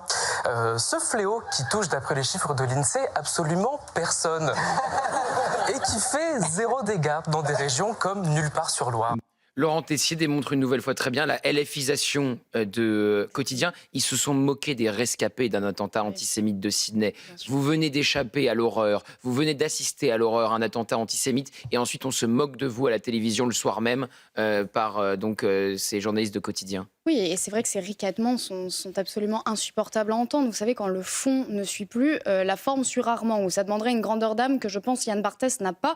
Et quand on voit, donc, je veux dire, le fond ne suit plus, parce que sur les propos d'Éric Tegner, il serait incapable de dire pourquoi Éric Tegner, il n'est pas forcément d'accord avec. Il serait incapable de faire ça. Dans Quotidien, si vous voulez, on nie complètement le racisme anti-blanc, on trouve des excuses à des délinquants, et vous l'avez dit, on se moque de personnes qui parlent très mal anglais, alors qu'ils viennent de subir un attentat, je veux dire, terroriste antisémite. Donc ça, c'est une gravité sans nom. Moi, je suis, en revanche, retombée sur une enquête de Télérama, très intéressant, en septembre 2024, donc quelques mois après son passage sur 0 dérapage, 0 procédure en diffamation. Derrière ce côté un peu lissé, basket blanche, parisien, qui méprise de toute façon l'intégralité de la France, derrière ce côté-là, plutôt cool, parce que c'est marrant, on a des gens en plateau, on rigole, c'est sympa, mais en fait, Télérama avait réussi donc, justement à interroger beaucoup de gens qui travaillaient pour la production de Quotidien précisément, et eux tenaient un tout autre discours. C'est-à-dire qu'il y avait même, c'est allé jusqu'à des accusations de harcèlement, des accusations de, si vous voulez, de procédures managériales qui étaient quand même très très compliquées. Donc ça contrastait, si vous voulez, avec cette image détente. Il y avait même des personnes qui disaient on est un peu dans une ambiance marche ou crève, quoi. Si vous n'êtes pas d'accord avec Yann Barthès, faites attention à vous quand même. C'est-à-dire le moins de personnes qui quittaient l'entreprise, c'était vu aussi comme une espèce de forme de trahison. Donc on voit qu'en fait, derrière les coulisses de ces sourires et ces ricanements qui sont insupportables pour la grande majorité des Français, en plus, si vous voulez, ils traitent en plus mal les personnes les donneurs de leçons, souvent, vous savez, c'est les pires. Dingue, c'est dingue. Il y a une très bonne manière de le voir, c'est les gens qui se comportent quand vous arrivez sur un plateau de télévision, maquilleuse, coiffeur, etc. Et vous allez voir, vous savez voir, souvent c'est les donneurs de leçons dans les médias, c'est ceux qui se comportaient le moins bien en arrivant sur un plateau de télévision. Oui, Yvan. J'ai connu également cet argument massu de Yann Barthès, puisqu'il me l'avait servi. J'ai revérifié avant de venir. C'était en décembre 2022, après une chronique que j'avais faite ici. Il a le Gilles de la Tourette ou quoi? Et à plusieurs reprises, il m'avait dit ta gueule, etc. Mais ça avait duré assez longtemps, parce qu'il y avait une réponse le lendemain. Donc on voit que c'est une technique. Et cette technique est connue, c'est la technique stalinienne. C'est-à-dire que si vous voulez faire taire quelqu'un, vous le traitez de raciste, vous le traitez effectivement de fasciste. Quand George Orwell, vous savez, l'écrivain britannique, s'engage dans la guerre d'Espagne pour lutter contre le fascisme, et il raconte ça dans son bouquin, il se fait traiter lui-même de fasciste par les staliniens qui ne supportent pas son côté libertaire. Donc on voit absolument quelle est l'idéologie qui est empruntée maintenant, notamment par cette émission-là, qui vient soutenir, si je puis dire, ce totalitarisme ambiant, ce totalitarisme d'atmosphère qui ne supporte pas la moindre pensée dissidente et qui, quand il dit ta gueule, dit effectivement, mais là, vous l'avez dit, qui dit tais-toi et ne parle pas, ne dit pas autre chose que ce que je dis là. Oui, Jordan. C'est là où le parallèle. On va réécouter Mélenchon dans un instant qui traitait vous deux d'ailleurs. Vous êtes des rats à capturer. Exactement. L'un comme l'autre. Le parallèle avec la France Insoumise est très intéressant. Eric disait c'est une émission qui représente finalement une espèce d'élite journalistique parisienne qui se moque de la France profonde et qui se moque de nous. Et qu'a dit Jean-Luc Mélenchon, on va l'entendre, il a dit moquez-vous d'eux, c'est la meilleure réponse, moquez-vous des journalistes de frontières, là où on attend pourtant de nos confrères qu'ils nous soutiennent. Où était-il en avril 2025 lorsque notre équipe a été molestée à l'Assemblée nationale? Où était-il lorsque Jean-Luc Mélenchon a appelé à nous capturer? Où été-il à chaque fois que nous, on a été pris à partie sur le terrain? Moi, j'ai des journalistes antifa liés aux médias politistes qui ont attaqué mon matériel en pleine manifestation. Et je n'ai jamais vu cette élite journalistique venir nous soutenir ou nous apporter le moindre soutien. Ils ne sont jamais là quand il faut. Par contre, ils nous demandent de nous taire parce que peut-être qu'on fait un meilleur travail qu'eux. Écoutez donc Jean-Luc Mélenchon qui vous comparait, messieurs, à des rats à capturer. Les frontières, ils sont rigolos, quoi. C'est vraiment des gens méprisables. Bon, un jour ou l'autre, on finira par les interdire aussi, mais pour l'instant, ils rendent service à la droite et à l'extrême droite, donc ils sont en liberté. Ben voilà, qu'est-ce que je vous dise? Il y a aussi des rats crevés, il y a des chiens enragés, il doit y en avoir par-ci, par-là. Quand on peut, on les capture, sinon on vit avec. Hein. Les moustiques, tiens. Ils devraient être interdits, les moustiques, mais ils sont toujours là. Mais il n'y a rien qui les détruira plus que vos rires. Moquez-vous d'eux, ils ne valent pas la peine d'être pris au sérieux. Du moment qu'ils ne vous tapent pas. Hein. S'ils vous tapent, légitime défense. Tout ça donne quand même une idée du climat dans lequel on est. Et c'est marrant, ça vient que du même côté.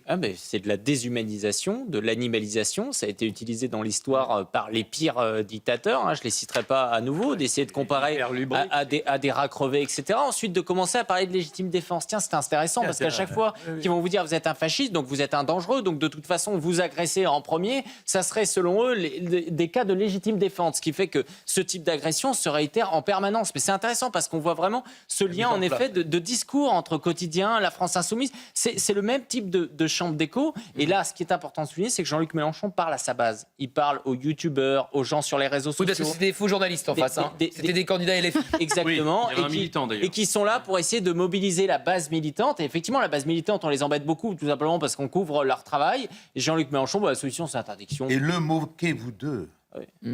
Toujours. Ils sont pas drôles en plus. C'est le moins pire de la sortie de Jean-Luc Mélenchon. C'est le processus. Mort à capturer.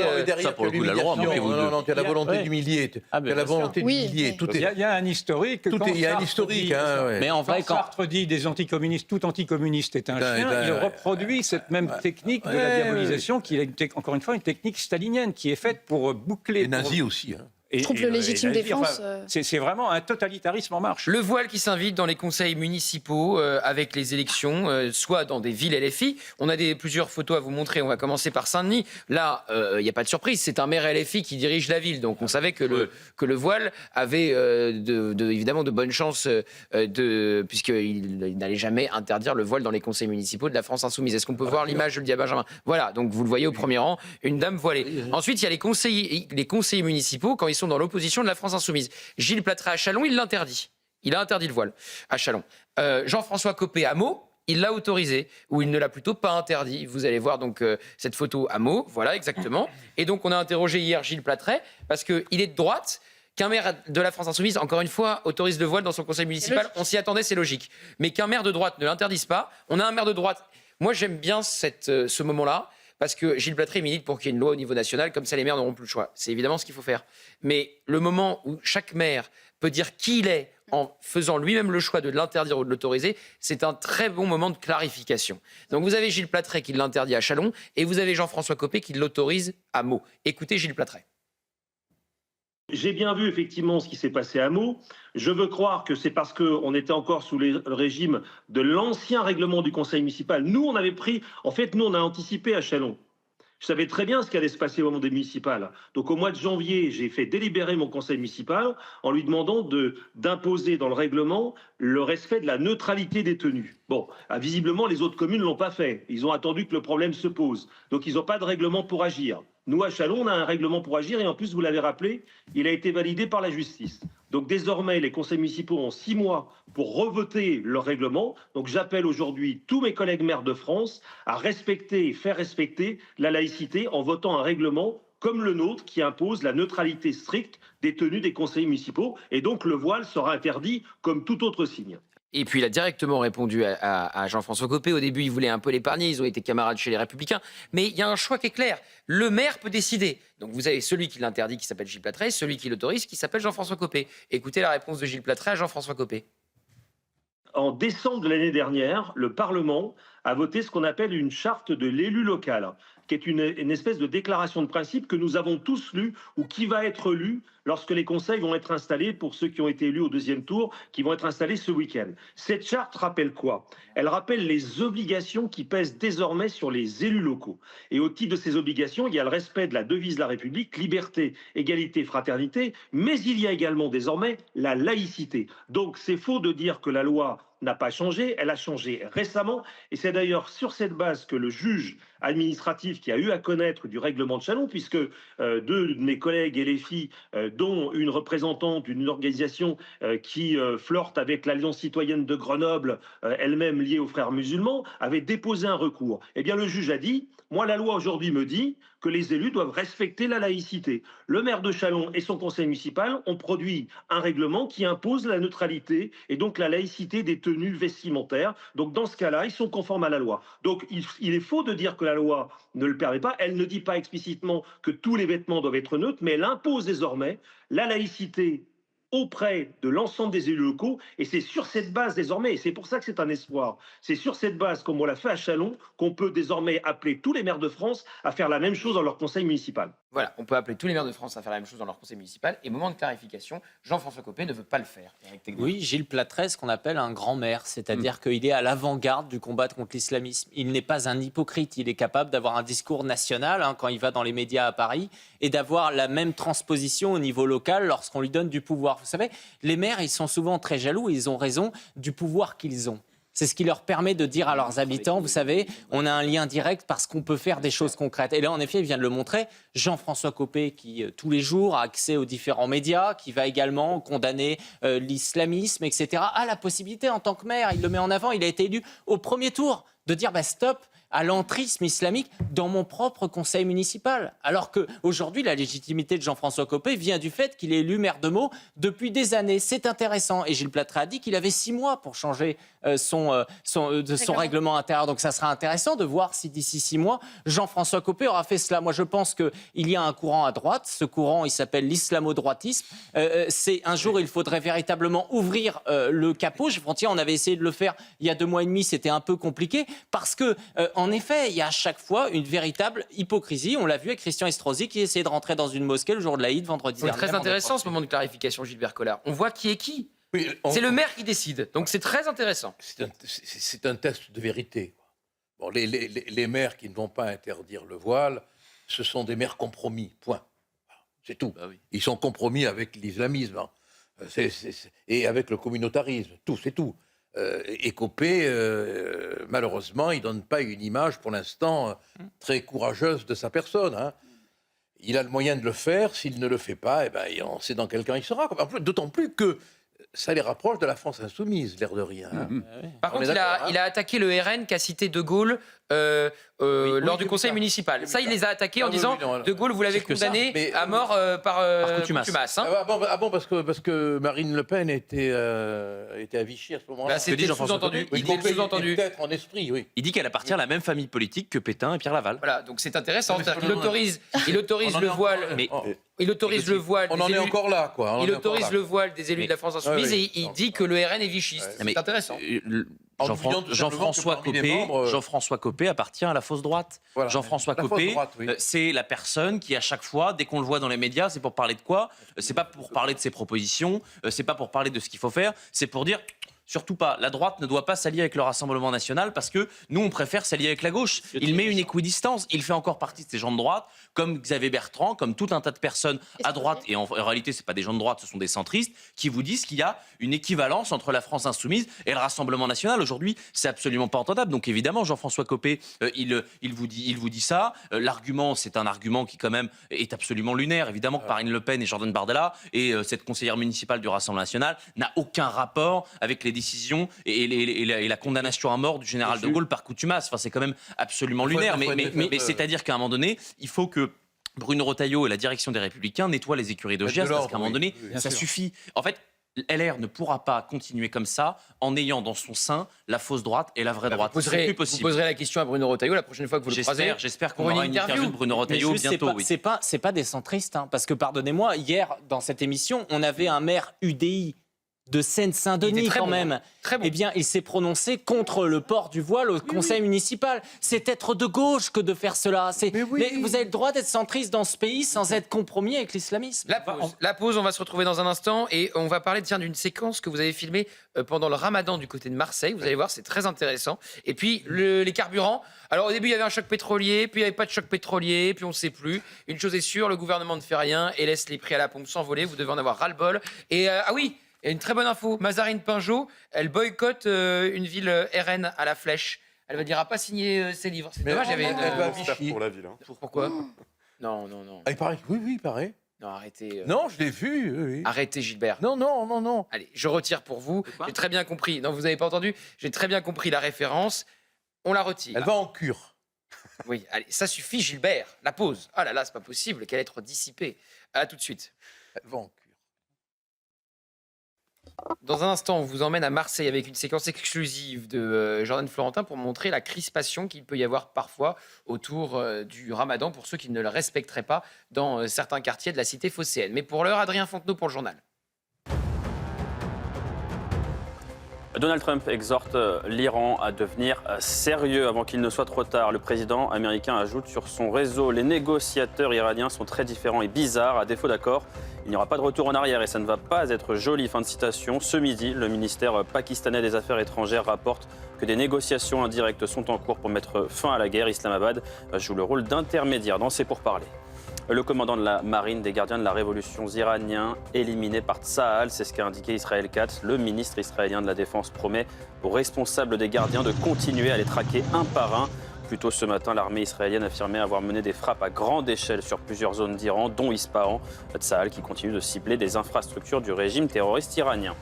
Et puis après le décès hier de Loana, première vedette de télé-réalité, on en sait plus sur les causes. Sa mort pourrait être due à une chute sans intervention d'un tiers, selon le procureur de Nice. C'est là-bas, à son domicile, que le corps de Loana a été retrouvé sans vie. La femme de 48 ans était manifestement décédée depuis plusieurs jours, toujours selon le procureur.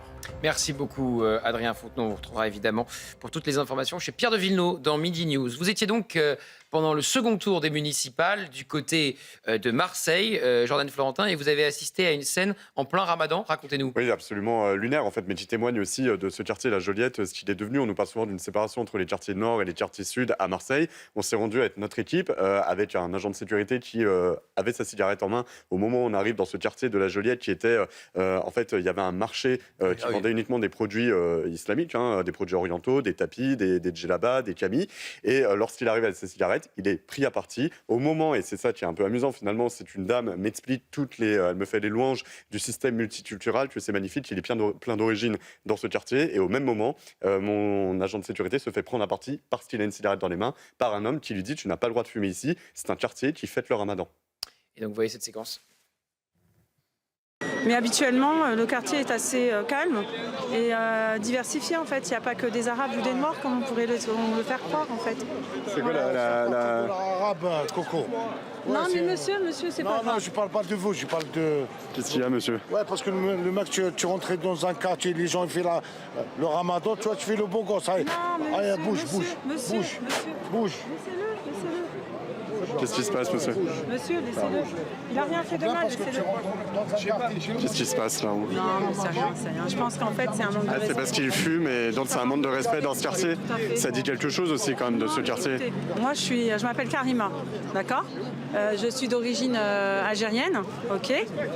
Je veux dire, je pense que voilà, ça peut énerver. Bon, en plus, ils ont fait Ramadan, ils sont un petit peu, voilà, comme ça. Bon, on peut dire que quand on nous parle du vivre ensemble, c'est compliqué. On voit bien que c'est compliqué, que le vivre ensemble est désormais compliqué parce que vous avez quelqu'un qui fume une cigarette dans un quartier où il y a beaucoup de personnes qui font le Ramadan, il n'a pas le droit de fumer sa cigarette. Oui, c'est vrai que on en vient quand même à un moment. Je plains cette pauvre dame qui faisait l'ode au multiculturalisme.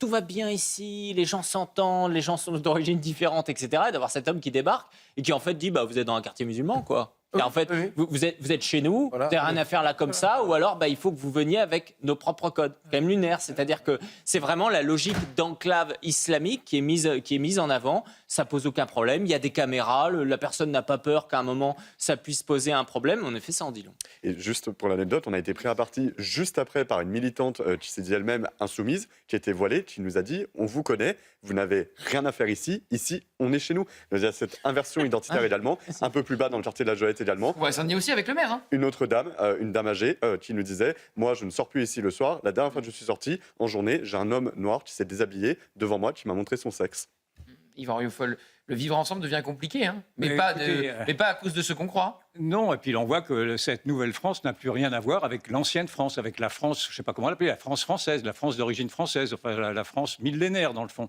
La France rabougrie, si vous voulez citer Jean-Luc Mélenchon. La France boisie, c'est toute moche. Voilà, toute moche, etc. Donc on voit effectivement que ce séparatisme est un séparatisme hostile. C'est un séparatisme dans lequel vous, moi, nous n'avons plus le droit d'aller, en tout cas sur ces territoires qui sont encore une fois des territoires perdus. Mais ce que je vois aussi, pour revenir au sujet précédent, c'est qu'il est urgent aujourd'hui de voir qui sont les résistants. Nous parlions de Gilles Plattret, qui est vraiment un maire formidable, et l'on voit aujourd'hui que la résistance doit maintenant s'organiser comme elle a pu s'organiser naguère face à un occupant. On voit que aujourd'hui, ces gens-là se comportent comme des occupants. Pardon, ils sont français, je l'entends bien, j'entends déjà votre réflexion. Oui, j'allais vous dire. Ce sont des Français, mais qui ne se reconnaissent plus comme étant Français. En tout cas, je ne me reconnais plus comme étant, moi, compatriote de ces Français-là. Et donc, il y a une résistance à apporter maintenant à ce séparatisme-là. Et là, on va voir quels sont effectivement, notamment les maires courageux. Les maires courageux sont ceux qui vont accepter d'entrer frontalement face à cette subversion islamique qui est notamment parrainée par les frères musulmans qui ont encore pignon sur rue. Et donc j'attends effectivement que d'autres maires que Gilles Plattret, et certainement pas en tout cas Monsieur Copé, donnent l'exemple. Et on retire le mot occupant. Jules Torres. Non, mais je ne veux pas faire de procès à ce monsieur, mais visiblement, il a un comportement d'islamiste. Hein. C'est les islamistes qui veulent régir eh bien, toute la société. Et ça pose la question, pardonnez-moi, de l'immixtion de l'islam dans toute notre société, parce que l'islam est la seule religion qui a un système qui est un système normatif. C'est-à-dire qu'il veut régir tout le monde. L'islam, ce n'est pas juste une religion, contrairement à ce que vous voudrez nous faire croire, et notamment les maires islamo-droitistes. L'islam, ce n'est pas un christianisme arabe. L'islam, c'est à la fois une religion, c'est un code politique, c'est un code juridique, et elle veut régir une grande partie du système. Donc, c'est-à-dire que pendant le ramadan, dans un certain nombre de quartiers, les partisans d'un islam qui serait beaucoup plus radical, d'un islam politique, eh bien, il vous interdit de fumer, il vous interdirait même de boire, peut-être parce que ce ne serait pas conforme à leur quartier, ou en tout cas à la vie qu'ils aimeraient mener dans le quartier. Et c'est la même chose qu'on retrouve dans le conseil municipal. Quand vous avez des maires, en tout cas, qui veulent autoriser le voile, ça dit quand même quelque chose de la pénétration de l'islam dans toute la société française. C'est la même chose avec le sujet de la restauration rapide et du 100% halal. C'est la même chose avec tout un tas de sujets qui fait qu'aujourd'hui, l'islam pose une question dans un certain nombre de quartiers, c'est-à-dire qu'à partir du moment où elle est majoritaire et où ses partisans sont majoritaires, il faut se conformer à ce que visiblement ce monsieur aime, c'est-à-dire la charia, tout simplement. Et l'agressivité quand même. Désolé. Hein, moi, ça m'arrive aussi. Et là, déjà, il a le droit de fumer dans la rue. On dirait une nouvelle sorte de police. Mais oui, mais moi, ça m'arrive d'être dans le train, d'être dans un wagon. Il y a quelqu'un qui parle un peu fort. Je vais aller le voir. Je lui dis, excusez-moi, est-ce que c'est possible que vous parliez un peu moins fort? Là, il débarque et il commence à l'agresser. C'est-à-dire que vraiment, il y a une démarche en plus de racaillisation qui est dérangeante. Oui, Gilbert. Oui, tout à l'heure, notre ami Rioufol parlait d'occupation. Vous avez bien fait de reprendre le terme. Il voulait dire, je suppose, occupation culturelle et cultuelle. Voilà. Oui, parce que quand on interdit à quelqu'un de fumer parce que c'est une période religieuse, on veut imposer un comportement religieux. Bon. Et puis, il a une allure de flic en plus, je suppose. On le voit, il a une de flic particulier, hein, de flic d'ailleurs, Hélène. On paye le prix de 40 ans de non-renoncement, et ça a pu commencer avec Lionel Jospin quand, effectivement, avec l'affaire du voile de Creil, il dit « qu'est-ce que vous voulez que ça me fasse que la France islamise ?» Aujourd'hui, on n'a plus le droit de fumer pendant le ramadan. Ça a commencé avec Lionel Jospin et ça se termine aujourd'hui avec Jean-François Copé à Meaux, qui effectivement refuse d'interdire le voile au sein de son conseil municipal. Donc, si vous voulez, en fait, le clientélisme, c'est quelque chose que les maires ont toujours plus ou moins fait. On comprend que pour gagner, il faut draguer un certain électorat. Tous les maires n'ont pas trop le choix. Mais là, ils sont vraiment... C'est des écussons Pokémon, hein. C'est pas des écutions de la police, comme l'a dit Gilbert. Oui, c'est un flic Pokémon. Mais sur cette histoire de clientélisme, je voudrais quand même dire que je pense que les populations musulmanes, ceux qui pratiquent l'islam, ne sont pas dupes. Parce qu'en fait, ils savent très bien faire la différence entre un Christian Estrosi qui se rend la veille du scrutin à l'Aïd, par ailleurs, il n'a pas été accepté précisément pour cette raison-là, ainsi qu'un homme comme Bali Bakayoko, qui lui va être en tête en cortège, en tête du cortège de la marche contre l'islamophobie. Et c'est précisément la raison pour laquelle ce genre de maires comme Jean-François Copé sont en train d'être évincés. Et vous savez quoi, ça s'est exactement passé à Mantes-la-Jolie, où effectivement le maire Horizon, Jean-François Copé, il a eu chaud, parce Cognier, que le député de la circonscription, c'est un député LFI qui a fait 60%. Hein. Oui, tout à fait. Il a été bien accueilli. Donc, si vous voulez être élu, vous comprenez mieux les choses. Parce que ça va faire la différence faut faire entre des les deux. compromissions. C'est-à-dire que quand vous avez un député de la circonscription qui fait 60%, pour être élu pour un maire de droite, forcément, Franchement, les accommodements raisonnables, comme dirait l'autre. On manque de peau. Hein. Bossuet à Meaux, la basilique des Rois à Saint-Denis, on est chopé en plein dans notre histoire. Dans chaque ville française, vous avez des trésors. Bon, les carburants. Et je rappelle que, évidemment, aux dernières élections, à la dernière présidentielle, tous les Français de confession musulmane n'ont pas voté LFI. 6 Français sur 10 parmi les votants de confession musulmane ont fait le choix d'un bulletin LFI. Parmi toutes les religions, c'est la religion qui a mobilisé le plus de façon homogène sur un vote. Les catholiques n'ont pas voté de façon aussi homogène. Fuient précisément les pays musulmans qui appliquent en tout cas la charia pour essayer de retrouver ici un air de liberté, en tout cas une liberté démocratique. Donc il y aurait un paradoxe à ce qu'ils veuillent retrouver ce qu'ils ont fui. Pour ceux, effectivement, pour les parents, pour les grands-parents. Bien sûr. Puisque, évidemment, ils sont français. Carburant, alors là, c'est extraordinaire. C'est-à-dire que il y avait un choc pétrolier hier, il n'y en a plus. Roland Lescure, ministre de l'économie, qui a dû se faire gronder par Sébastien Lecornu ou même peut-être Emmanuel Macron, a dit qu'il y avait eu un choc pétrolier. Eh bien, il est revenu sur ses propos ce matin et finalement, on est rassuré. Alors, il y a toujours les prix à la pompe qui s'envolent, mais il n'y a pas de choc pétrolier. Il n'y a pas de choc pétrolier. En France, on n'a ni problème d'approvisionnement, ni problème majeur sur la croissance. On a un ralentissement, la Banque de France le dit, mais on reste dans une logique où, 1, la croissance se poursuit, 2, l'essence monte, l'électricité ne monte pas, le gaz n'a pas encore monté, donc on reste dans un impact réel, mais modéré. Modéré, ça patauge quand même, Éric Tegner. Ils ont du mal sur ce dossier. Quand on voit que Giorgia Meloni fait baisser de 25 centimes le litre, nous, en France, ils ont du mal. Et vous allez voir, on va réécouter Roland Lescure qui nous dit, vous inquiétez pas, dans les prochains jours, on sera en mesure d'annoncer des mesures nouvelles. Mais je pense qu'aujourd'hui, les Français, on s'est tellement moqué d'eux depuis plusieurs mois, depuis plusieurs années, que si demain, il y avait vraiment une grave crise dans le pays, eh bien, si le gouvernement arrivait et disait « tout va bien », ça serait la panique générale. Ça serait la panique parce qu'on voit à quel point, en fait, ils essayent de faire de la contre-vérité. Yvan Rioufol, on a un gouvernement qui n'arrive pas à prendre des mesures. Il est urgent d'attendre. Mais à culpa, on n'a pas vu que ça allait monter aussi haut. Ça, c'était Maud Bréjon. Il y a un choc pétrolier. Finalement, il n'y a plus de choc pétrolier. Et on va annoncer des mesures, alors qu'on s'est réunis plusieurs fois à Matignon, dans les prochains jours, mais pas tout de suite. Voilà le résumé. J'entendais Serge Papin ce matin, qui est ministre des PME, je crois, qu'il disait, en parlant de ceux qui réclament la baisse des taxes, que c'était un propos populiste. Moi, quand j'entends populiste, je me dis à chaque fois... C'est une bonne idée. Ça doit être une bonne idée. Et je pense qu'en effet, ce gouvernement est un gouvernement de classe, c'est un gouvernement qui ne voit pas quelle est la souffrance d'une partie du monde politique, enfin, de la société civile, de la société de la classe moyenne, paupérisée à ce point que 40 € ou 50 € de plus par mois est un véritable problème. Et donc, quand j'entends nos aristocrates dire il n'y a plus d'essence, mais qu'ils prennent des voitures électriques, c'est ce que dit également Papin et ce que dit le gouvernement. Ils mangent de la brioche ? Ils mangent de la brioche, exactement. Et donc, on se rend compte que ces gens-là ne voient pas la colère qui bourre au cœur de la société. Et je vous rappelle, pour exemple, que ce sont toujours des excès de taxes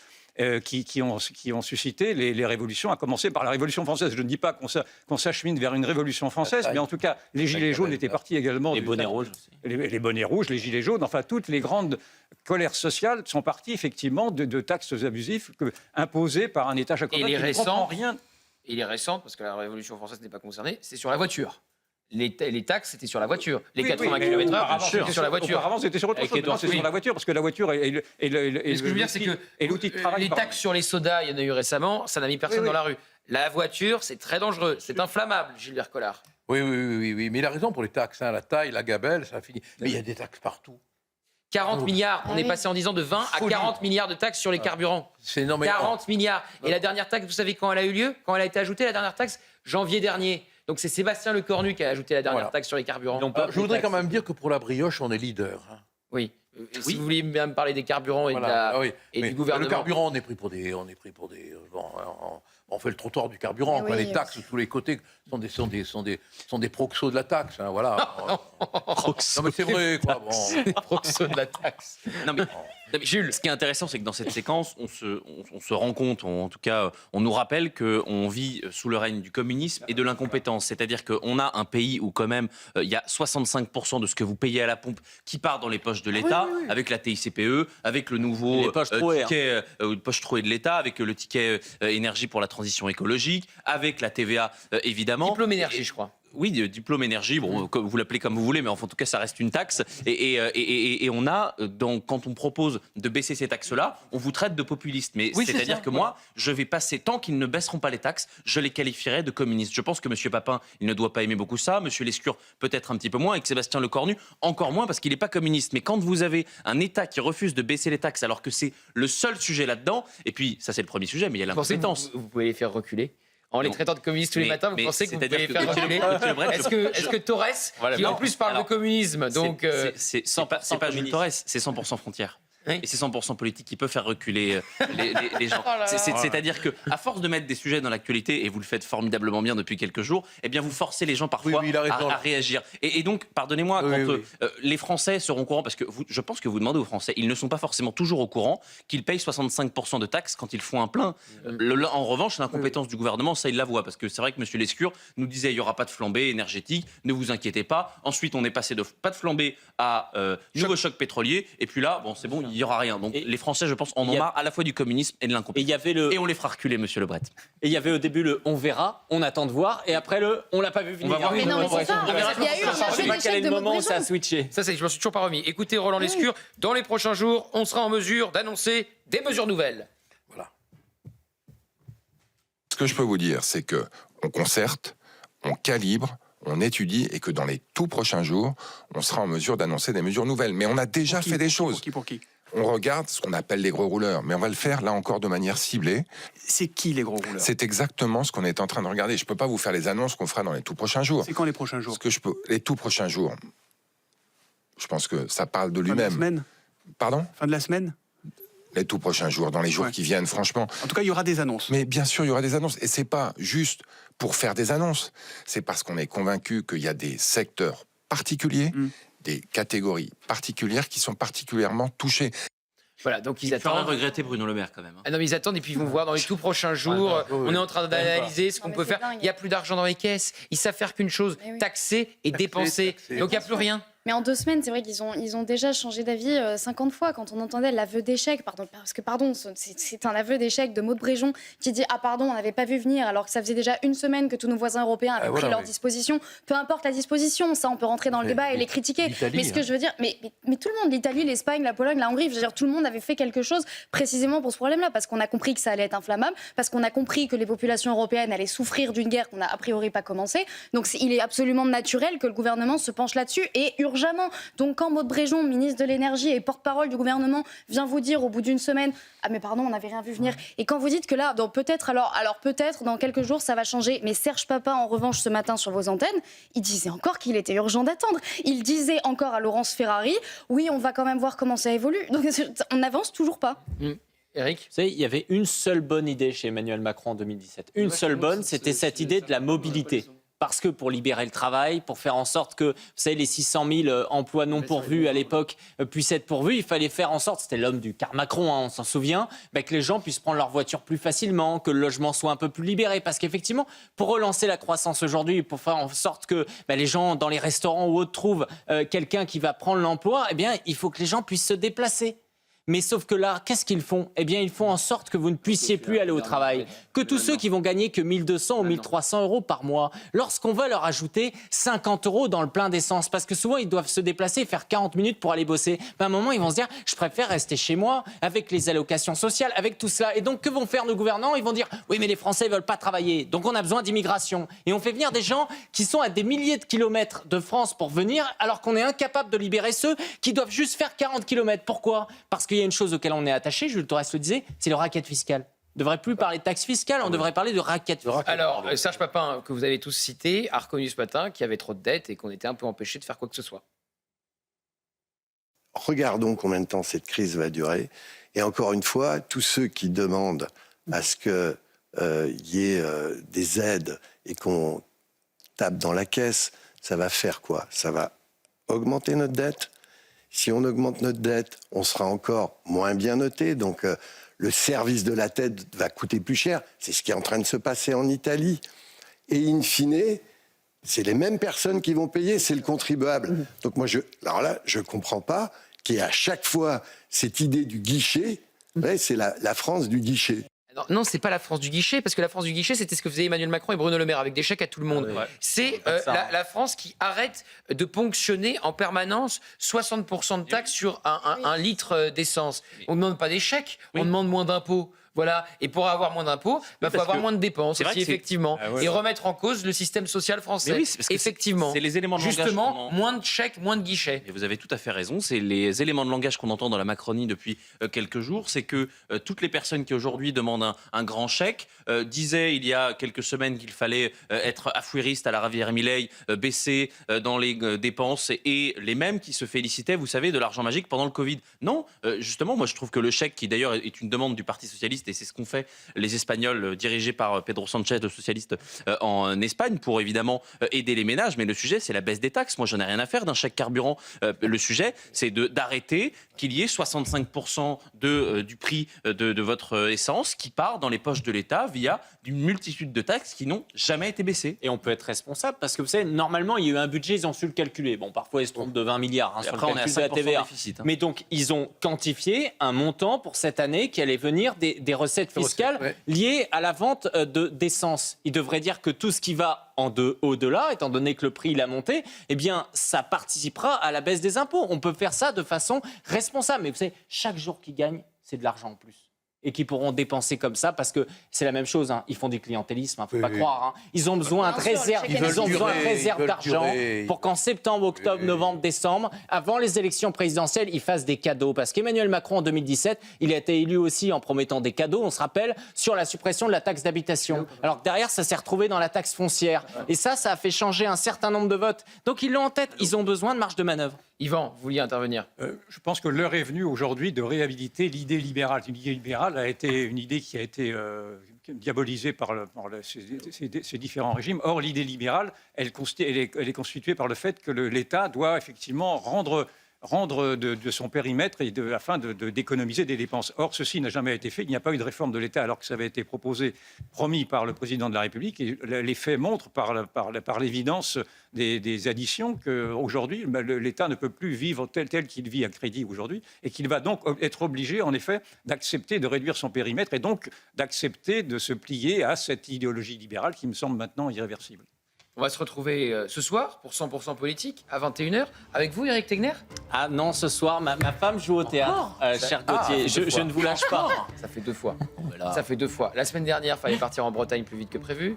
Là, il y a sa femme qui joue au théâtre. Oui, qui danse. Comme par hasard, tous les jeudis soirs. Spectateurs, ils sont tous les jeudis soirs. Vous avez perdu avec cette Elle joue à quel endroit? Éric, je ne vais pas le donner, il y aura plein de monde. Ça part le jeudi midi en vacances. Ça fait deux jeudis de suite. 2 jeudis de suite, ça s'arrête à midi. Heureusement que vous avez des personnes fidèles autour de vous. Exactement. Et puis alors lui, par contre, pour faire bosser les autres, il est très fort.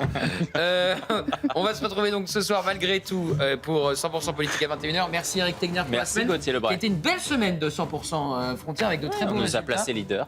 Donc, on s'installe tranquillement. Voilà. On dépose des meubles. J'ai l'impression que plus on se fait insulter, plus ça marche. Oui. Continuez. Après, on n'est pas obligé de se faire traiter de rat et de ferme ta gueule toutes les semaines, ça nous fera plaisir. Pierre de Villeneuve tout de suite pour Midi News, à ce soir 21h.